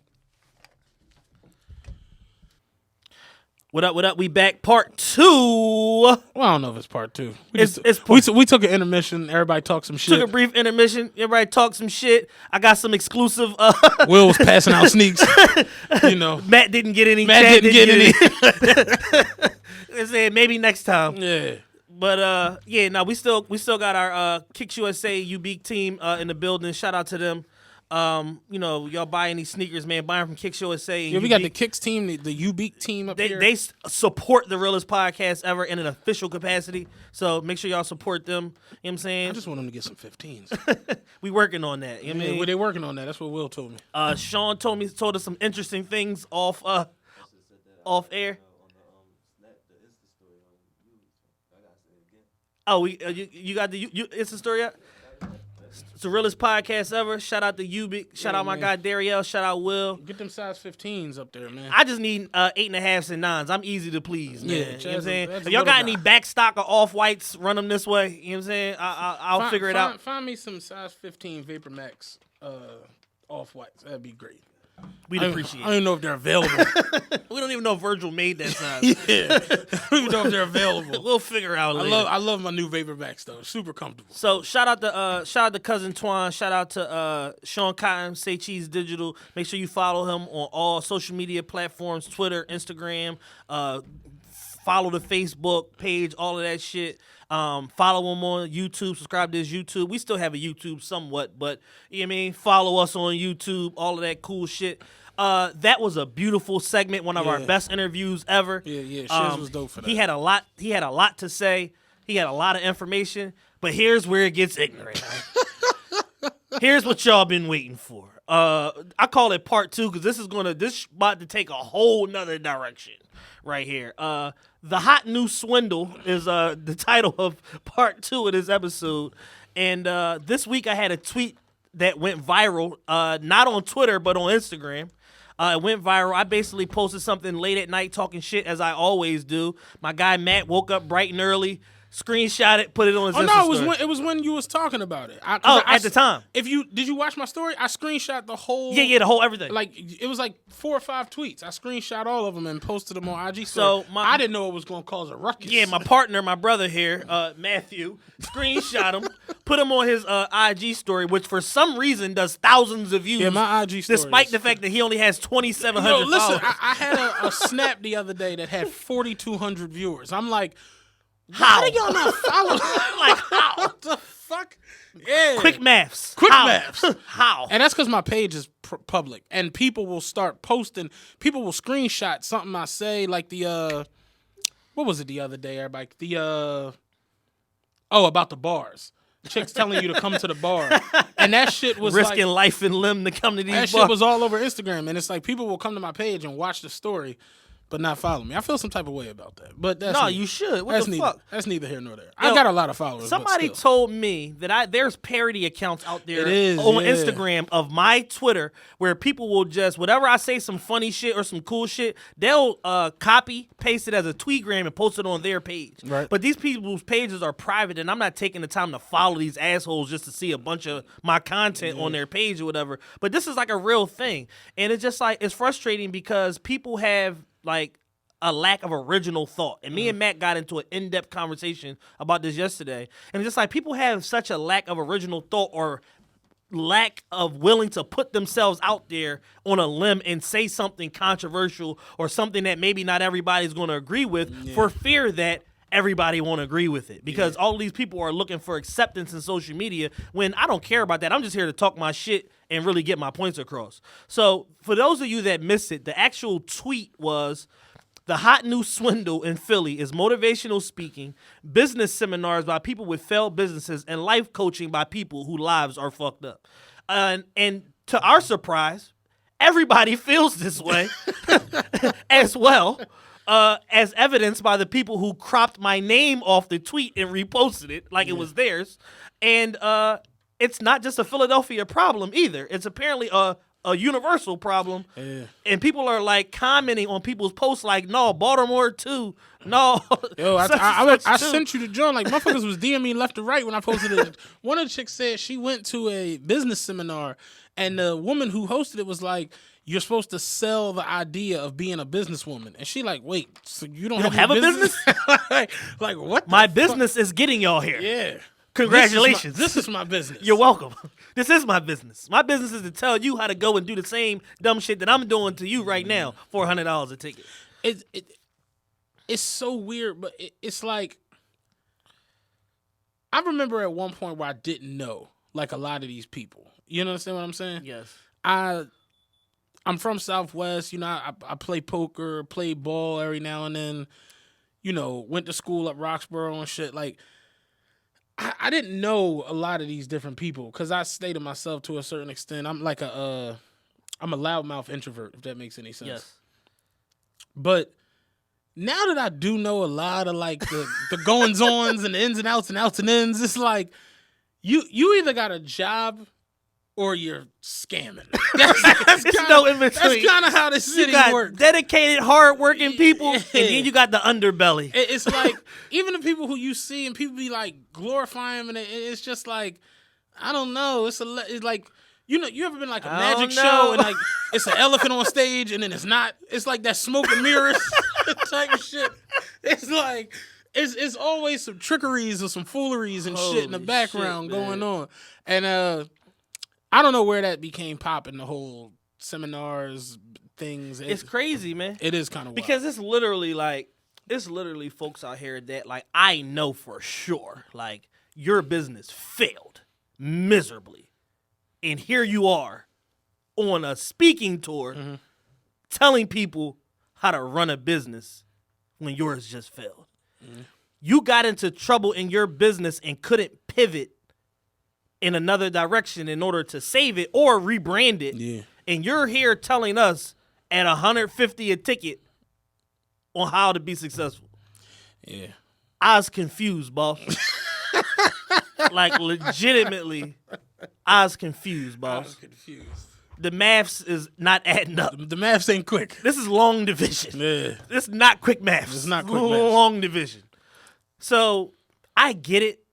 I respect the hustle. Everybody wants to, aspire to something or, tell people this is it. But a lot of the idioms that these people are throwing out there are shit that, like, you can find in a Cat in the Hat book. Like, it's like simple, regular, like, everyday shit. Like, it's nothing to, like, some groundbreaking shit to where it's like, I never thought of it that way. Yeah. And it's almost like predatory because, like, they preying on the weak because social media has programmed all the people to want to be entrepreneurs because everybody has some business that they're promoting or whatever the case may be, or this link in their bio to this, that, or a third. And it's just we're in a time of the aspirational entrepreneur, but in reality, a lot of people aren't really achieving shit. Yeah. And it's like the everyday inner work. Nobody's showing us the everyday inner workings of business, of being an entrepreneur, or the fact that for 7 weeks straight, everybody got paid and you didn't get a paycheck. Nobody's not giving you the blood, sweat, and tears aspect of entrepreneurship. They're just showing you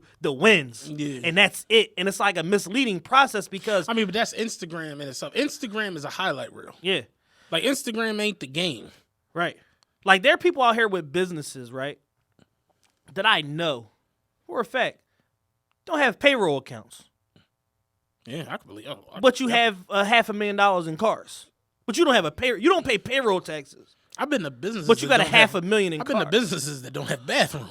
It's like, yeah, I can believe that. So it's just certain shit to me that's just like, yo, we wanna, as black folks, we wanna win and we wanna shine at all costs. But we also cutting a lot of corners.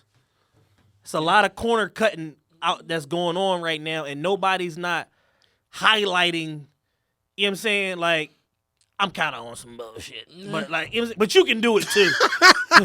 I'm kind of on some bullshit. Like Tima said, she went to a fucking business seminar where the girl was just basically like, it was like a stunt fest. Like the bitch was just stunting on her for 2 hours. Like, and you sitting in your seat like, yo, is anybody else hearing this shit? One of the old heads in my job, shout out Nate. I want Nate to come over because Nate got the greatest. I told you, this nigga has 12 houses that he rents rooms. And I can only imagine. So he got the greatest like tenant stories. Has to. The one bitch, he said she kicked the hole in the door. He was like, "You gotta get the fuck out of here." And he was like, the next day he bought a new door to put it up, but she was still there. He's like, "I'm waiting for this bitch to leave." He's like, "I come back, the new door is missing." The other motherfucker in the room like, "Yeah, the bitch got in the Uber, had the door on top." Bitch stole the door. Like, yo, Nate got the greatest stories, but Nate he bought cribs from the sheriff's sale. Yeah. So one of the chicks in my job was like, she was going to a seminar to learn how to acquire homes from sheriff's sale. Nate was like, go to the sheriff's sale with cash. That's how the fuck. That's how you acquire. Yeah. You acquire homes. If you're lucky, get the listing ahead of time so you know what you're looking for. Yeah. But it's just like, yeah, that. Speaking of the sheriff's sale, right? My man Ty, my guy, I flipped the house with him last year. He went to this real estate seminar. His man bought the tickets or whatever, $100 a head. He's so gassed, like, yo, we gotta go to the seminar. Don't forget, 2 weeks, nigga, seminar. A week, nigga, seminar. Don't forget, nigga, Saturday, seminar, 1:00. See you there. I got your ticket.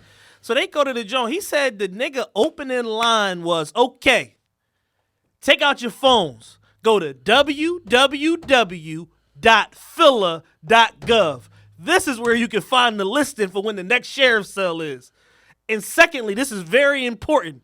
You can always ride around and look at abandoned houses and write down the addresses and then search and see if they for sale or not. This is his opening pitch. $100 a head. 300 people in here. It's good money. That's great money to bullshit us for an hour and a half. Yeah, quick little 30 racks. Quick. We might have a seminar. Listen, how to be a successful podcaster. Real shit. The seminar tour. They're like, yo, y'all do podcasts no more? No, we just tell people how to do podcasts. Right, first thing you want to do is find a studio.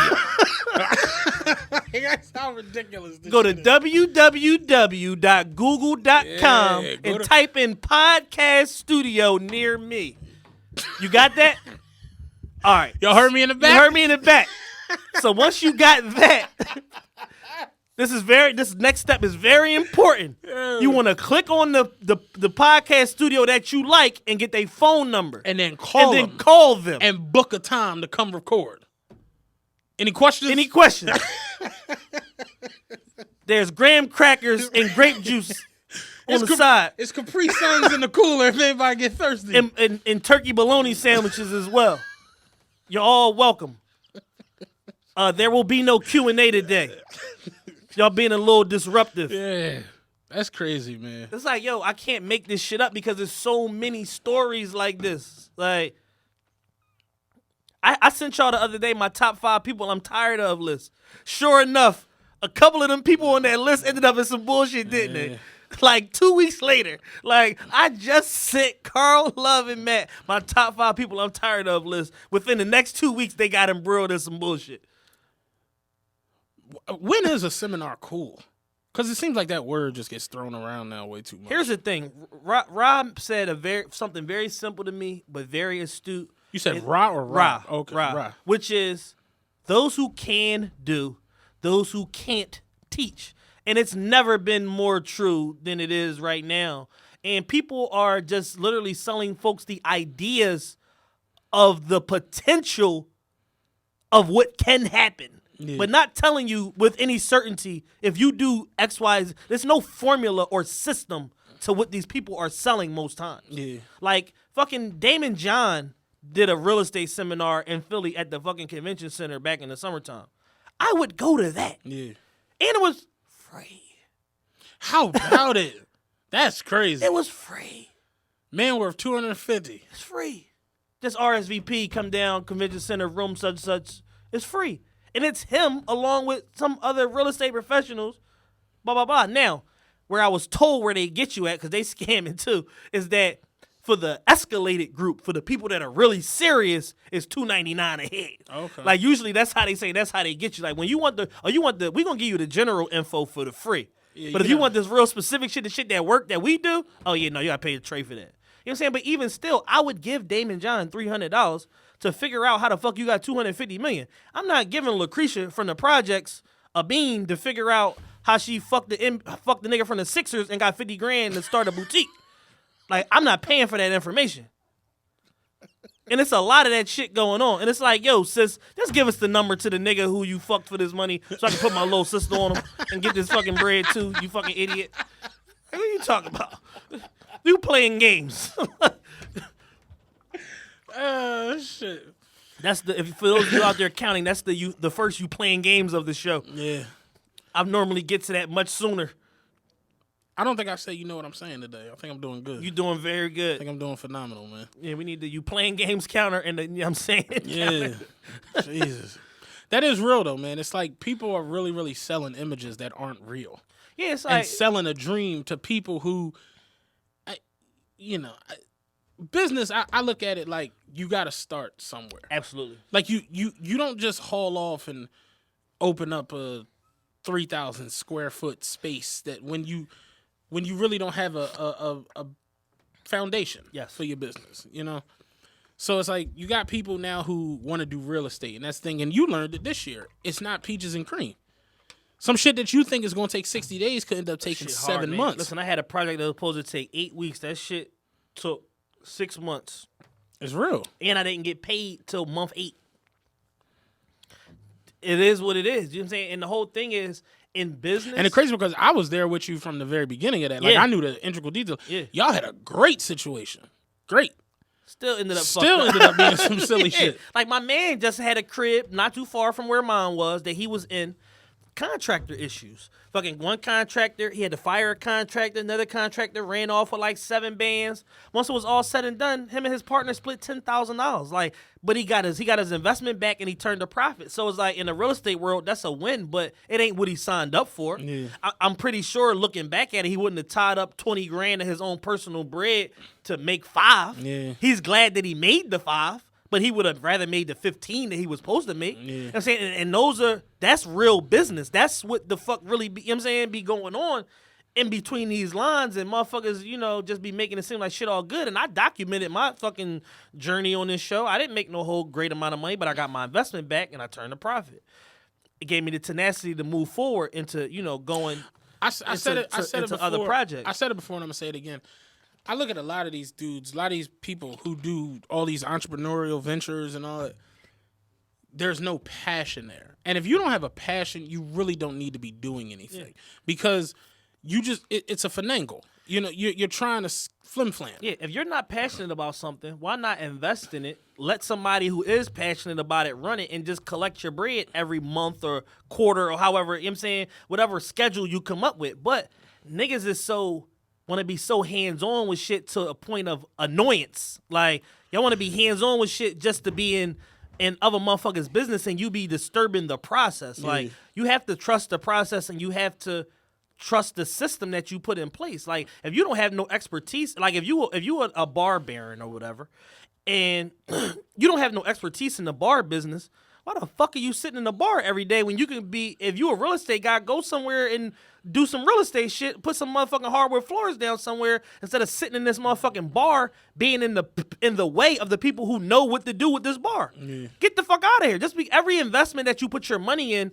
doesn't mean that it requires your physical attention of you being there. And a lot of people dilute the process of shit that way. But that's also how you learn. But if you're not there to learn, then you in the way. Right. And you disturbing the process of what the other people are trying to do to run this business. And it's a lot of that shit going on. And it's a lot of motherfuckers that's, I own this or I own that, but it's just for the sake of saying it. And I be knowing the inner workings of a lot of different deals, and I be like, you want a year agreement or you want a 2-year agreement or whatever. If the person who's the true leaseholder who got the master lease, if he say you out of here, you the fuck out of here. You don't really own anything. But it's a lot of posturing and a lot of motherfuckers sticking their chest out. Yeah, I own this and this, that, and the third. And no, you don't. It sounds good. If you fool the bitches, you can't fool me. And I don't care. Why you telling me this? Like, it's a lot of like, hey, I'm about to own. I don't care. I don't. Because I'm not going to tell you my business or, you know what I'm saying? I could own a row of fucking, I'm not going to tell nobody. Because I don't want nobody looking for me with a fucking gun in the mask like, oh, this nigga owns 7 houses. I'm about to kidnap this nigga. He got to at least be able to get 50 grand out of this shit. Shit crazy. Yeah, it's crazy, man. It's a lot of posturing going on right now. Motherfuckers want to look more than they want anything else. Exactly. And that's the part that fucks me up the most. You got motherfuckers out here giving us blood, sweat, and tears stories when I know for a fact like street niggas or ball players, whatever, invested in their business. And that's how they got their Rockefeller startup money. But they giving us blood, sweat, and tears stories every day on social media. Spare me. Yeah. Spare me. It's so much of it. Like, I work so hard. You don't. You're on vacation all the time. How hard are you working? Yeah.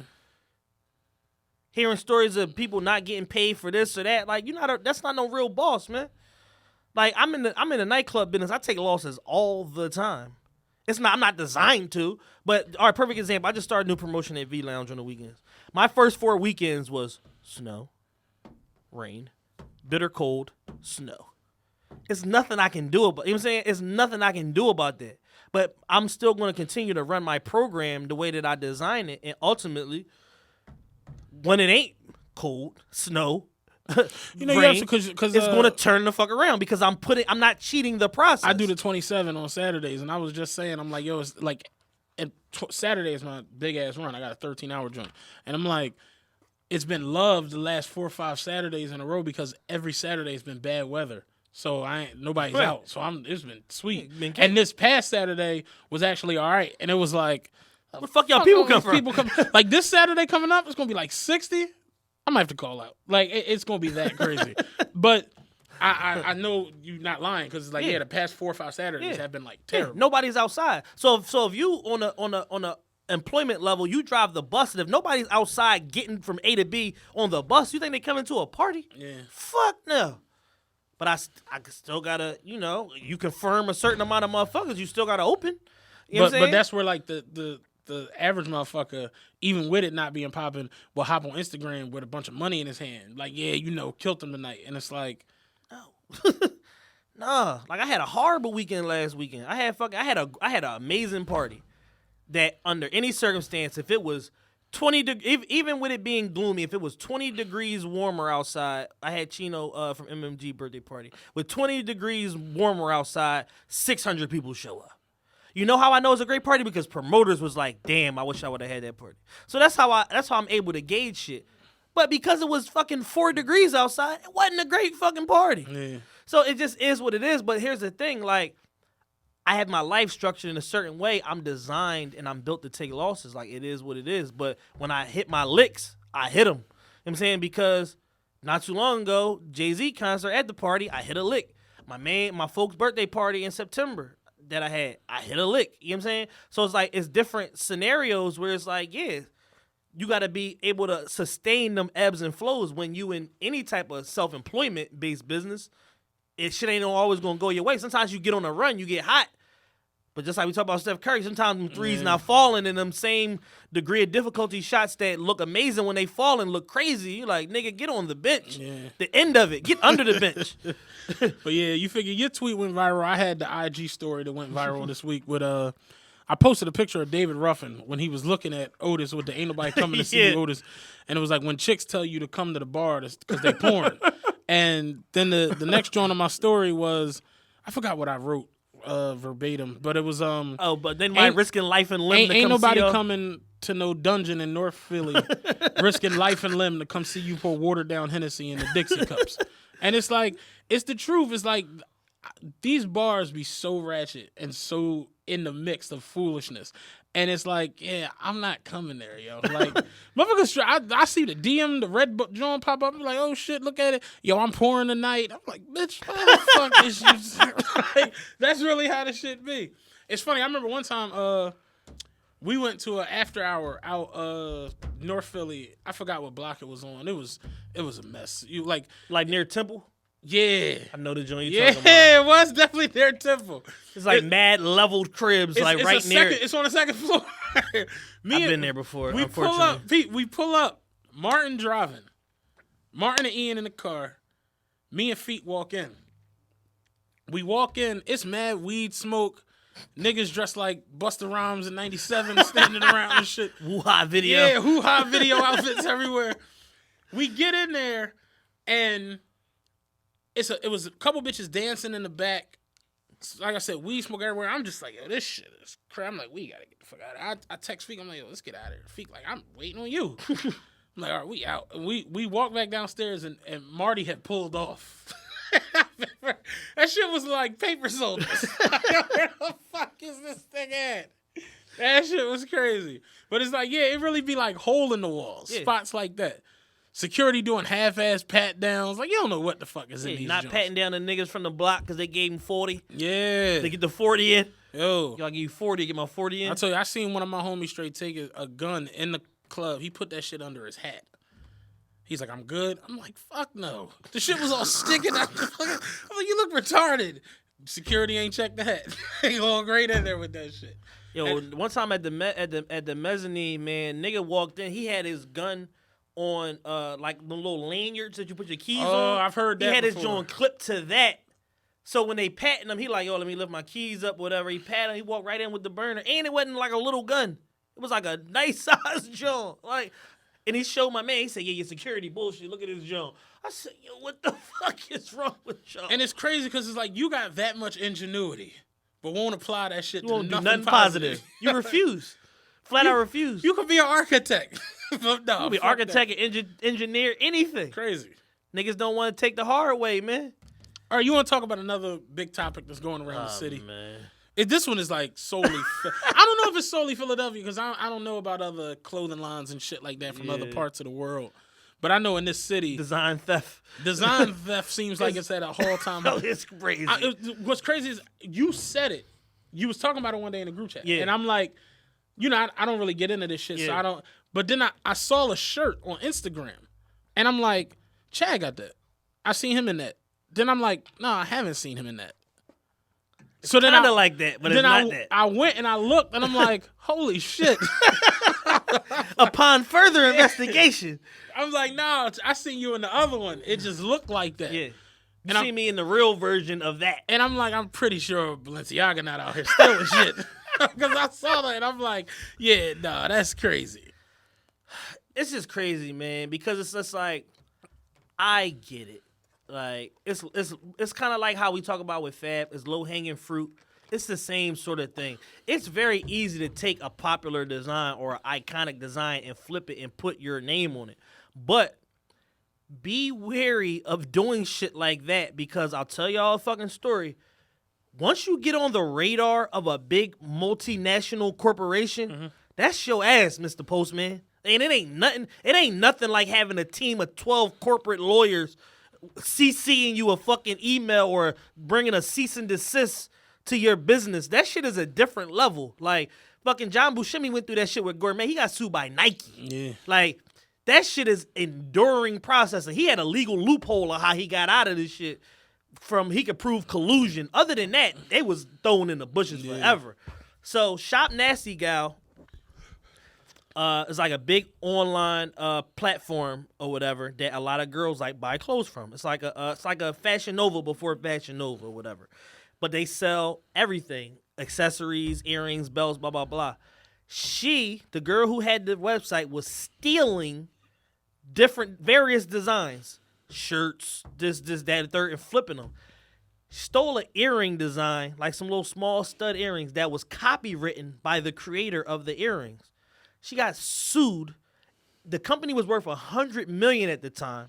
Completely devalued the company down to like pennies. Fucking Boohoo, she's fucking bankrupt. Boohoo came in and bought the shit, and now they own it outright over a fucking earring design because she was not prepared to deal with the fucking legality of stealing somebody's copywritten and fucking and patented material. That shit is a slippery slope. It's cool when you just hustling out the trunk or whatever, but the minute something goes on social media, it's there forever. And whether it's tomorrow or a year from now or 5 years from now, if they see that, it ain't no statute of limitations on fucking suing you for copyright infringement or trademark infringement. And that shit is a long process, and they dig into all your shit. And when it's a LVMH or a Gucci or a Balenciaga, best believe they freezing all your motherfucking assets, because now they're going to say, well, how do we know that the money didn't come from the proceeds of them selling this copywritten material? Yeah. That's like being audited by the IRS. Yeah. It's a different type of process. That shit'll flip you inside out. So, shit cute. It sounds cool, y'all flipping designs and all that shit. You might think it's innocent. That shit is real when it gets to a real level. Yeah. And people that have their material protected will take you to the end of the earth to get what they feel is owed to them. I just think it's unethical. Well, that's a whole nother conversation. Like, I ain't even talking about the legal aspect of it. And my thing is like the hoodie you got on. It could almost be a Seahawks hoodie. Yeah. That's the color scheme. You know what I mean? Fuck. I said you know what I mean. Damn. But Nike could straight take that, put a Seahawks patch on it, and it's a Seahawks, or whoever does the NFL. I think it's Reebok that does all that shit. It's unethical. It's like that's just kind of whack. Yeah. So when I see some of these Jones, and I didn't even realize that these were going on. You pointed them out, and the group chat and all that shit, and I'm just like, no, it's a thing. Like when you just blatantly like take the shirt and then like you take their tag off, put your tag on, and sell. It's like that's crazy. Yeah, they taking a Brody, literally. Like that's bonkers.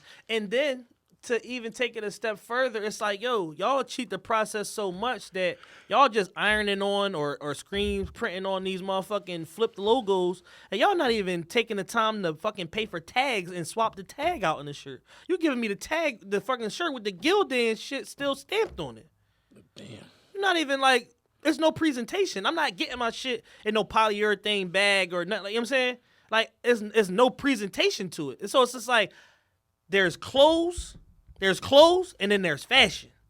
And there's streetwear that falls somewhere in the middle. Yeah. And even the top streetwear brands apply certain ethos and ethics to how they present their product because they want to be taken serious. Because when you go to Agenda or you go to these other Magic or these other trade shows and shit, if your shit not together, what's to say that somebody don't walk in from Walt Disney and be like, oh yeah, I like that little design you did, I want 17,000 shirts.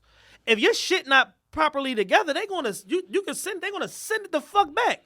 Now you got a fucking purchase order from Disney for 17,000 shirts that you can't use because you fucked something up. You cannot cheat the process, man. Yeah. Because once it goes to that next level where it's real professional business going on, all it takes is one order could change your motherfucking life. Urban Outfitters is a big multinational company. They give small brands test runs all the time. But they test runs be 300 pieces. Yeah. So imagine fucking up on that 300-piece order and you got to redo them, but you borrow money from Ray, the drug dealer, to do them first 300 pieces. And now when you go back to him for more money because you fucked up the 300 or because you use something that's trademark infringed or whatever, now you don't make no money. Yeah. You done promised him XYZ, and now you can't. Now in order to satisfy his profit, you make zero or you lose money. Yeah. Can't cheat the process, man. I told you I had a terrible situation with one of the Philly brands. Like the shirt, like it was just it was just a conundrum of fucking silliness that went on. I'm just it was like a labyrinth of yeah, bullshit. like it just went on for weeks, and it was just like, yo, I told you I'd bring you the fucking shirt, put the shit on there, and let's just go. And I mean, we went through 3 different shirts for that, and it was just like, and mind you, I paid for every one. Every single one of them. So it was like, I done paid for this shirt 4 times now, just because I wanted it to match my South Beaches. And it was like, I'm doing way too fucking much work right now. I could have just bought the Nike shirt. Yeah, real talk. And that's the crazy part. Like, Jules told me to grab the Nike had released the Feels Good to Be King shirt, and it was the South Beach colors, and I didn't get it the day it came out. Yeah. That shit is on eBay now for like $400. That's crazy. Like a Nike, cause it's just that like exclusive. Yeah. Like, you know, the South Beach slides is still $200. Like the South Beach shit just went fucking astronomical. But let me ask you this: where are you at with the whole H&M shit? Cause that was huge this week. You want to talk about that? Yeah, no, we could definitely talk about that. My initial view of the H&M shit was, it's in bad taste, but it's not as bad as people are making it seem. Because at the end of the day, this is a child model. He has parents. His parents didn't think nothing of it. You know why? Because the wire cleared. So if they don't give a fuck, why do I? Why do I need to be a social justice warrior? His mom was talking about it on Facebook. Yeah, you know, they found her Facebook. Yeah, like, fuck out of here. Black Twitter can find it. Black Twitter need to take a day or 2 and figure out who killed Biggie. Yeah. Just because they can find any fucking thing. They found a lady on Facebook, and she was like, they from Britain. Yeah. And she's like, oh, we don't even worry about that. We don't because I was trying to explain. You know, outside of America, things is just different. I was trying to explain on Twitter the other day, and people was combating me, and I'm like, yo, y'all can combat me all you want. You're wrong. Black people that are in the best situation, not even multi-millionaire people, black people that are living well in Europe would not come to America and live here for nothing. They do not view race in the same manner that we view it here. Or it's latent racism and it's not right in your face like, hey, nigga, I'm going to burn you with a pitchfork in the fucking, the khaki polo mafia in fucking Charlottesburg, fucking Virginia. That shit doesn't exist over there. They have more equal understanding. And like I said, take somebody that's a black man living in Paris or fucking Germany or fucking London that's making 120 euros a year. You think they're not coming to America for nothing? Like, honestly, I feel like, I ain't even gonna say black people. I don't know if it's this generation, society, what. People just have a real difficulty with taking themselves out of their shoes and putting them in somebody else's shoes. It's like impossible for people maybe to do it. There's a chance that they not tripping about this. Which is, it's like it went through so many levels of like protocol to where it's like, The ad person didn't think it was a bad idea. The designer didn't think it was a bad idea. On a personal level, his mother didn't think it was a bad idea. You know what I'm saying? So it's just like all of these levels of protocol that it went through. And it's like, yeah, I know the optics of looking at it from an American standpoint because of what the word monkey and all of that shit means to black people. But it's like, yo, how we going to ever progress if all y'all want to do is just dwell on shit that you just feel like is unjust, but the people that are directly involved don't feel that way. Y'all making it a social justice case and they don't care. Have you ever seen Clerks 2? I saw parts of it. It's funny because my homie, he's a like social activist, thumb activist and shit. And he got mad when we were watching Clerks 2 one time. And I was falling out laughing. He was like, how the fuck do you find that funny? Basically, it was a scene where Wanda Sykes and Earthquake, you remember that?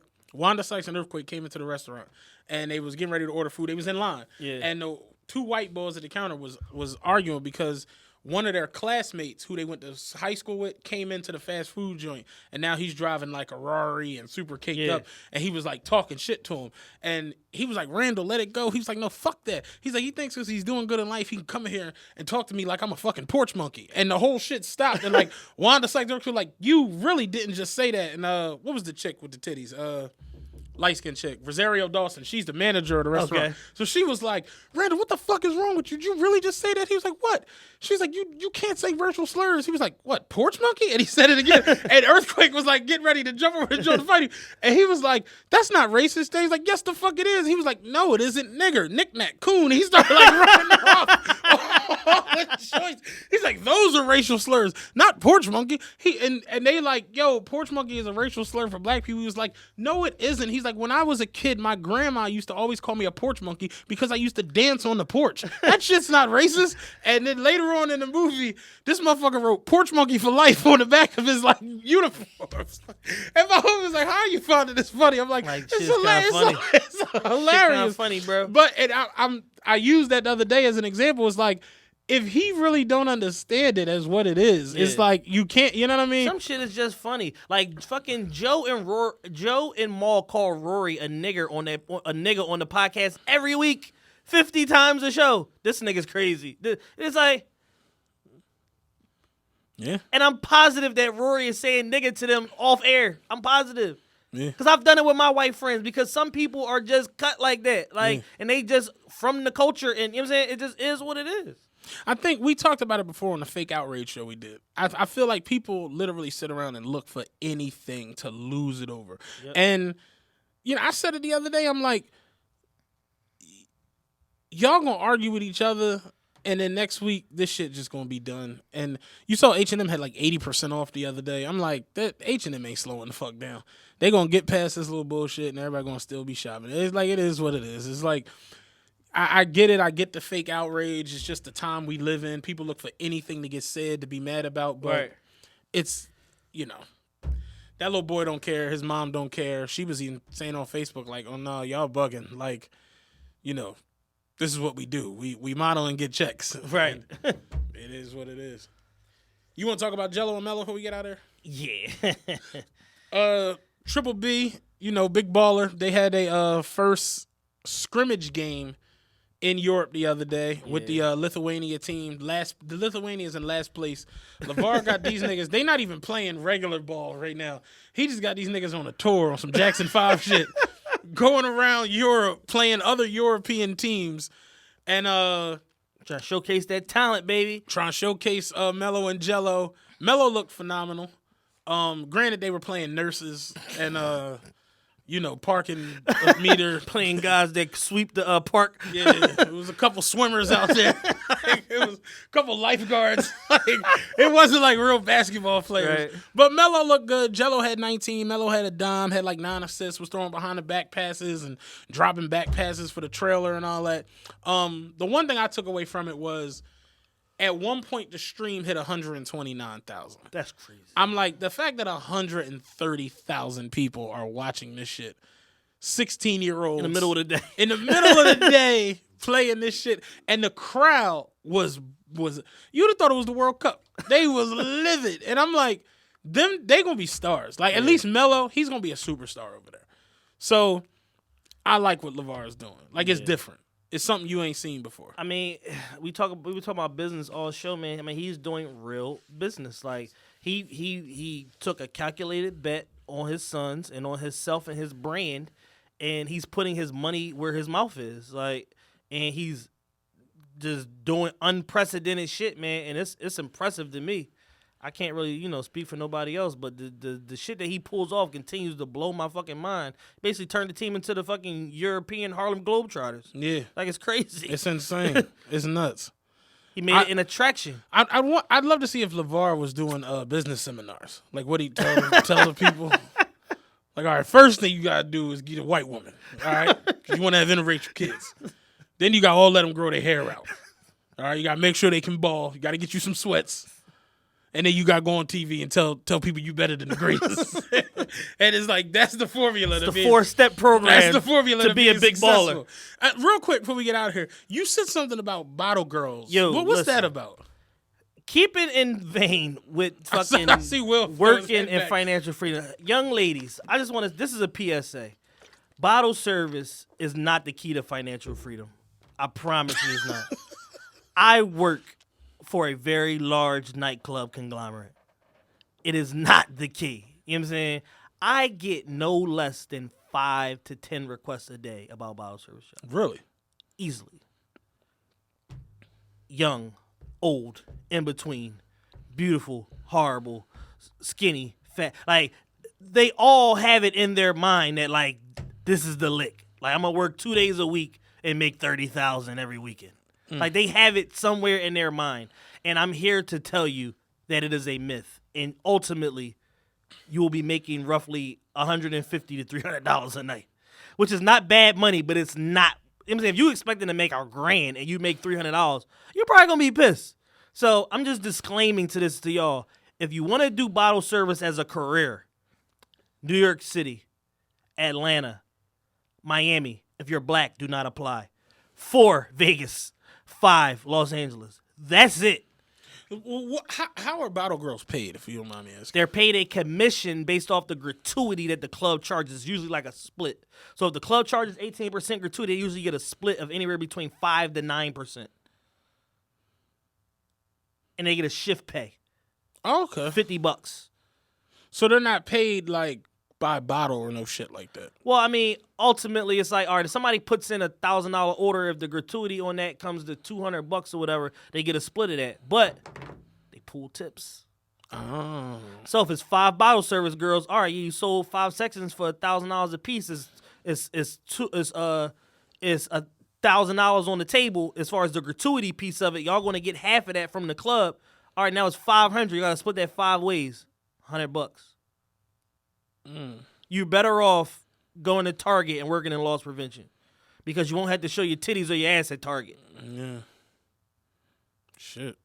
So it's like the maths of it. The optics look great. The maths of it doesn't make sense. My homegirl the other day, she works with me, and she was looking at Instagram, and she was like talking about one of the girls who does bottle service or whatever, and she has like all this different shit. She's like, I can't believe she make all this money, working as a waitress, like selling bottles. And I'm like, well, she sells pussy. She sells pussy also. Too. Yeah. There's another business that's not being highlighted. Yeah, you can't really put that out there. The vagina merchant business is still illegal in most places outside of like Reno, Nevada. So like this, she's not exactly going to pump that part of it. She's selling cock. Yeah, but I didn't know that. I didn't know that shit was like that. Because it quick maths. Yeah, it definitely has like an allure to it, like it's something bigger than. But like, keep in mind, I had my homegirl, Elise. She's a doctor now. But when she was going to Emory, she was doing bottle service for like Alex, Gideon, and all of the clubs in Atlanta. And she would have certain weekends, even when she was in med school, or in her residency living in Miami. She would go back to Atlanta and work in the clubs because she knew BET Hip Hop Awards weekend, I'm gonna make $4,300. You know what I'm saying? And she's just one girl because the process in Atlanta is different. They have like they have cash outs where, and I'm just about to give y'all some free game. It's $1 million worth of game, ladies. At least $150,000 worth of game. And if you work bottle service in Atlanta, it's fashionable for guys to order 40, 60, 80, 100 bottles. You might have 4 tables that do that shit. They have cash outs to where it's like you get paid your gratuity off of the table still, but if they got bottles left that are unopened, you can cash them back into the club for a fee, or you can keep them. So if somebody order 100 bottles and they only use 70, and you work that table, all right, you and the other girl that worked that table, y'all splitting 30 bottles. Y'all can cash them back in for like $100 a head or whatever the fuck. So you get that on top of your gratuity that you already got paid. 100 bottles. That's routine. It's regular shit. Because you figure you'll get 10 guys. You might get a table with 30 people. It might be 15 guys and 15 girls.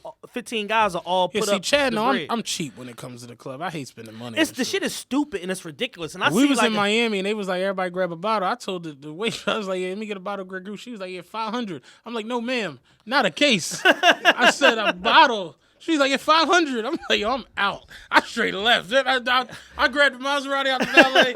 I went and got a meat lover's pizza and went back to the guy. I said, this niggas is tripping in the club tonight. Like, I'm cool. It's fleeting. It's a temporary, like, fix. And it's just like, afterwards, I feel, every time I drop a lot of money on bottles, I feel dumb. Every time I've ever done. I don't watch anymore, but Real Husbands of Hollywood, Kevin Hart, John, the first season was the funniest shit on earth.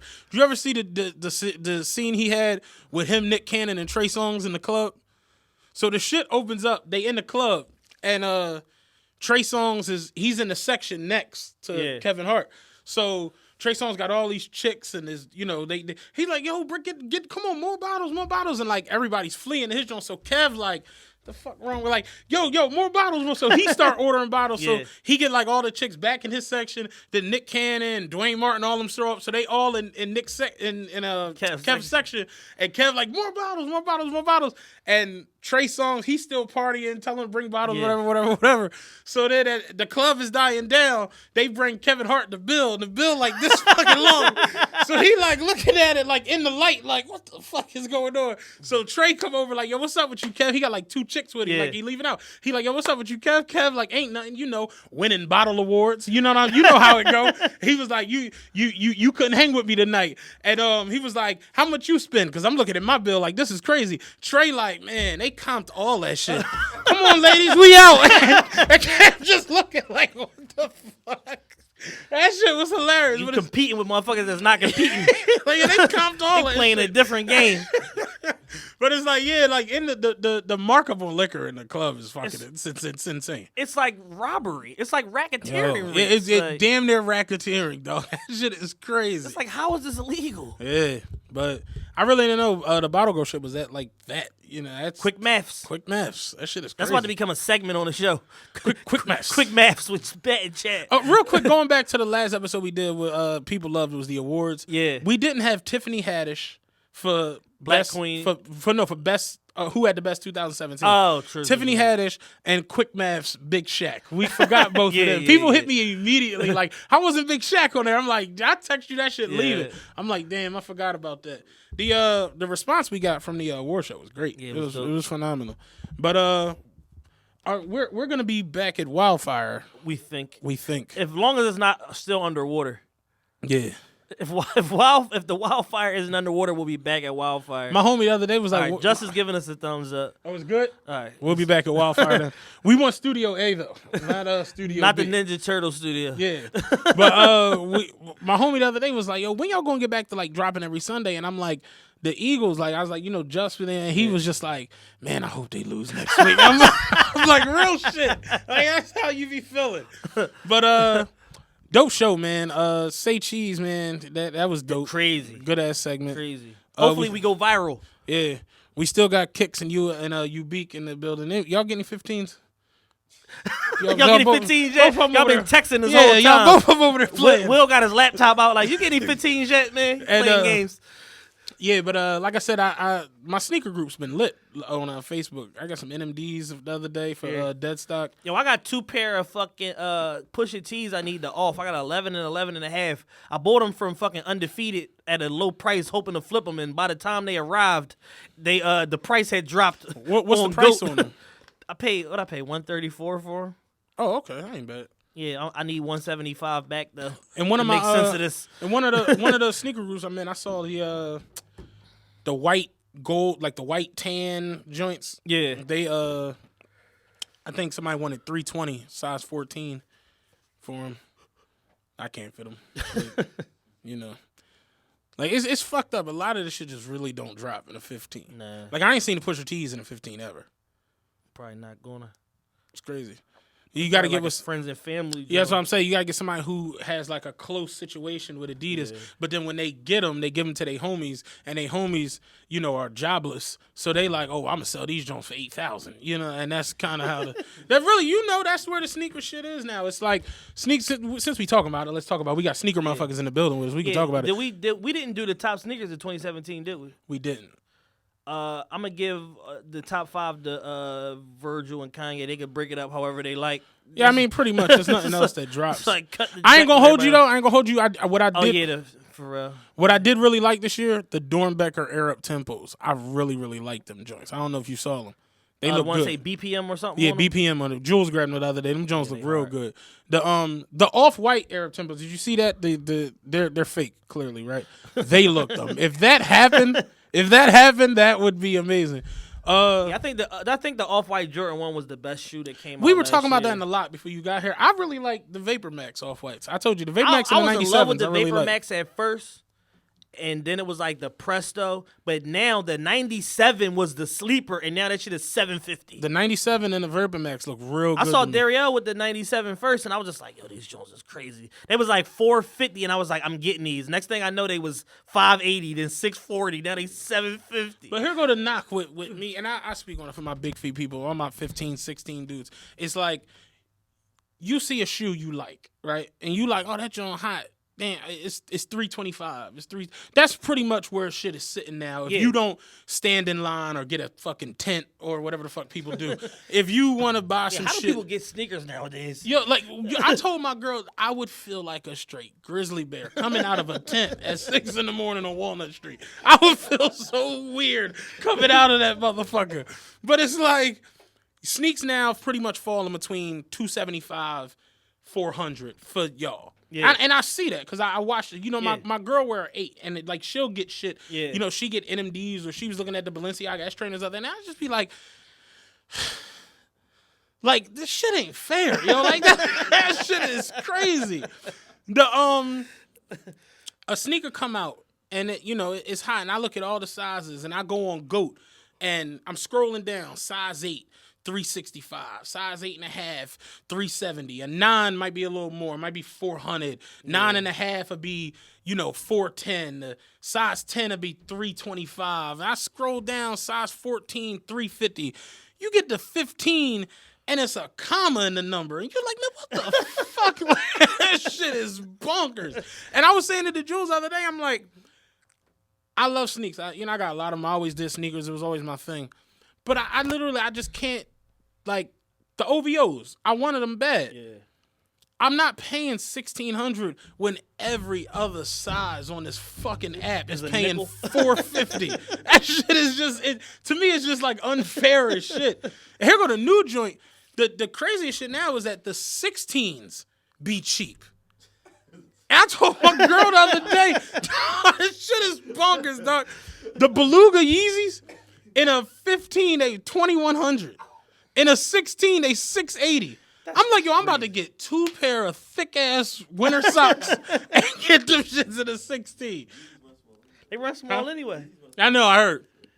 But that shit is crazy, though. It's just how the 15, for some odd-ass reason, is just every shoe, just astronomical numbers, astronomical price. And I see shit like, if you just go on GOAT and look at the selection of what's there in a 15, it's ass. You change this shit to 14, Don C's off. Like, you're like, yo, this shit is crazy. Everything just start popping the fuck up in a 14. Yeah, you gotta start fucking with StockX. No? I went on there, I typed in 15, and I was like, let me see what they got. You know what I'm saying? Size. I went to the John Filter, size 15. Yeah. The first sneaker I saw was the Paranorman Foam 8000. I said, man, fuck this Close shit. His ass. Like, StockX ain't no fucking help. Like, this shit is crazy. Well, yo. For me, I've fucking been getting shit on StockX for probably 10-15% cheaper than GOAT lately. Like they making GOAT more competitive because GOAT was the cheapest for like the last 2 years, and not a lot of people knew about that shit. And I was telling Jules because Jules was talking about he grabbed something from Flight Club, and I'm like, Flight Club to me always just seemed high Flight as Club shit. is straight rape. Yeah, But but don't give a fuck. But yeah, StockX team, they got a lot of shit on there. Like, I bought a fucking Supreme coat from StockX, man. I can't fit that shit. That shit fit like a polar bear coat from like the 90s. okay. I bought a large. That shit is like a 2X. Damn, remember the polar bear downs? Shit. I had a green John. It's funny because they got the Grinch 6s on StockX in the 15 for 2000. And I was saying to my homie the other day, it's only 2 pair of sneaks that I like really want, and I like if I find them because I haven't seen them in the 15, and I'm like if I see them, I'd pay just about anything for them. It's the Kobe cloaks. I like haven't seen them in a 15 like I dog my fucking clothes. ever. I wore 'em too. The crazy part, I bought every Kobe 7 around the cloak. I got the cheetahs, I got the galaxies, I I got bought every 6. I hated the 6s until I saw the I bought Grinch. every 6, including the Grinch. I sold my Grinches later in life and made money on them. Used. I made probably like $300 on them. And the only other Seek I've never seen in 15 is the Ben 13. I've never seen in a 15. I've just never seen. I've seen Jules got the Ben 2s, the Ben 5s, Ben 9s, 7s. I've never seen the 13s. But I love the Kobe cloak, and I've sneaker groups, right. You know, Google. I've just never seen the shit in a 15. And I'm like, this shit is bonkers, man. But we was talking about it in the parking lot, like just how ridiculous. Because me and Jules, we had a full conversation the other day about it. I'm like, you could really spend $100,000 and get 5 pair of sneaks. Yeah, that's ridiculous. That's scary. That's scary. Niggas was getting shot for like regular Jordans back in the day, like general releases. Motherfucker flat out kill you for a pair of off-white G's. Yo, I should have bought that shoe at $1,250. It was a bargain. Love told me don't do it. This shit is $1,800 now. Nigga, I tell you what, salty. I was telling Jules about the undefeated 4s. Y'all, I'm sure you're familiar with the Reef and shit in LA. I forgot who it was. Somebody offered them $18,000. They turned it down. Then somebody offered them $23,000. They turned that down. And they were saying they want to get close to $30,000 for them for the undefeated 4s. And I'm like, shit, the Eminem 4s is up there. The black Eminem 4s right now is like $18,000, $19,000. Jules is like, you seen the blue ones? I'm like, no. He sent me the unreleased blue joints. They on eBay for $37,000. I'm like, this is scary, man. That's a fucking Lex. A nice one. Like what the That's a nice ass Acura, a loaded joint. $37,000. You could get a Lex or some Jordans. That's bonkers. And I'm just like, that's really like the Chanel Pharrells is $20,000. Yo, I saw somebody recently with some Chanel Pharrells, and I want to fight him because I know they fake. Yeah. Like I know they're fake. Yeah. And that's another joint you got to worry about, the fake shoes. Like, bro, like I'm not putting on no shoe that's 15 bands. Yeah. Like it's never happening. That's an heirloom. Yeah. Like it's never had. That shit's more. My Rolex was 10. Like fuck it. Like I'm not putting on those shoes that cost 15, dog. Like one of our homies got some fake Yeezys. Nigga shipped him some fake boys, and it's just like, she's like, nigga got my man so bad. Yo, nigga got my man so bad, right? He sold him the Oreos, but the box said gray and orange. Had a beluga box. This nigga flaming mad because he got burnt. This nigga sold some. I can't believe these not Yeezys. He was hot. I'm like, dog, this shit is funny. Like, what do you want can't from me? believe these not Yeezys. He had the Air Meezies That on. was the funniest shit on earth that day. I said, well, how much did you pay for these? She paid $340 for these Jones. I said, can't oh believe man, these not Yeezys. you might gotta shoot him. That was the greatest shit ever. But it's like, yeah, like that's where sneakers have gotten to, where it's motherfucking straight putting out fake shit, and then the fake shit costs a couple $100. Yeah. It's like, yo, that's scary. Like, you're not even gonna take it easy on Not me. even gonna take it light. That's bonkers. Nigga sell you some fake off-white J's for a nickel. I've seen a report the other day about those going around, fake off-white J's. I'm like, yeah, that's bonkers. I ain't gonna hold you though. The off-white J's, like, I really watched a joint on YouTube the other day where the boy was like going through all the off-whites. Yeah. And he had like an up-close joint, and I was like, they do look good as shit. I didn't know they had that 85 on the inside or something. The detail is crazy. The detail on them is pretty fucking dope. I was like, I like them. I just really like low top. So I was like, I saw the Vapor Max in that 97. I was like, I like them and shit. The Prestos grew on me too. Jules was talking about the Blazers the other day, and I was like, I really don't like. They look like Fat Albert Cruz sneaks. Like, remember the niggas used to be with Fat Albert? Like, they just look like the sneaks that they wear. So I didn't really like. Jules gonna fall out here this one, but it's like I really didn't like them joints. But I hate 90s, so I don't like 90s at all. I don't give a fuck what color you put on them. I don't like 90s. The what else did they do? The 90s,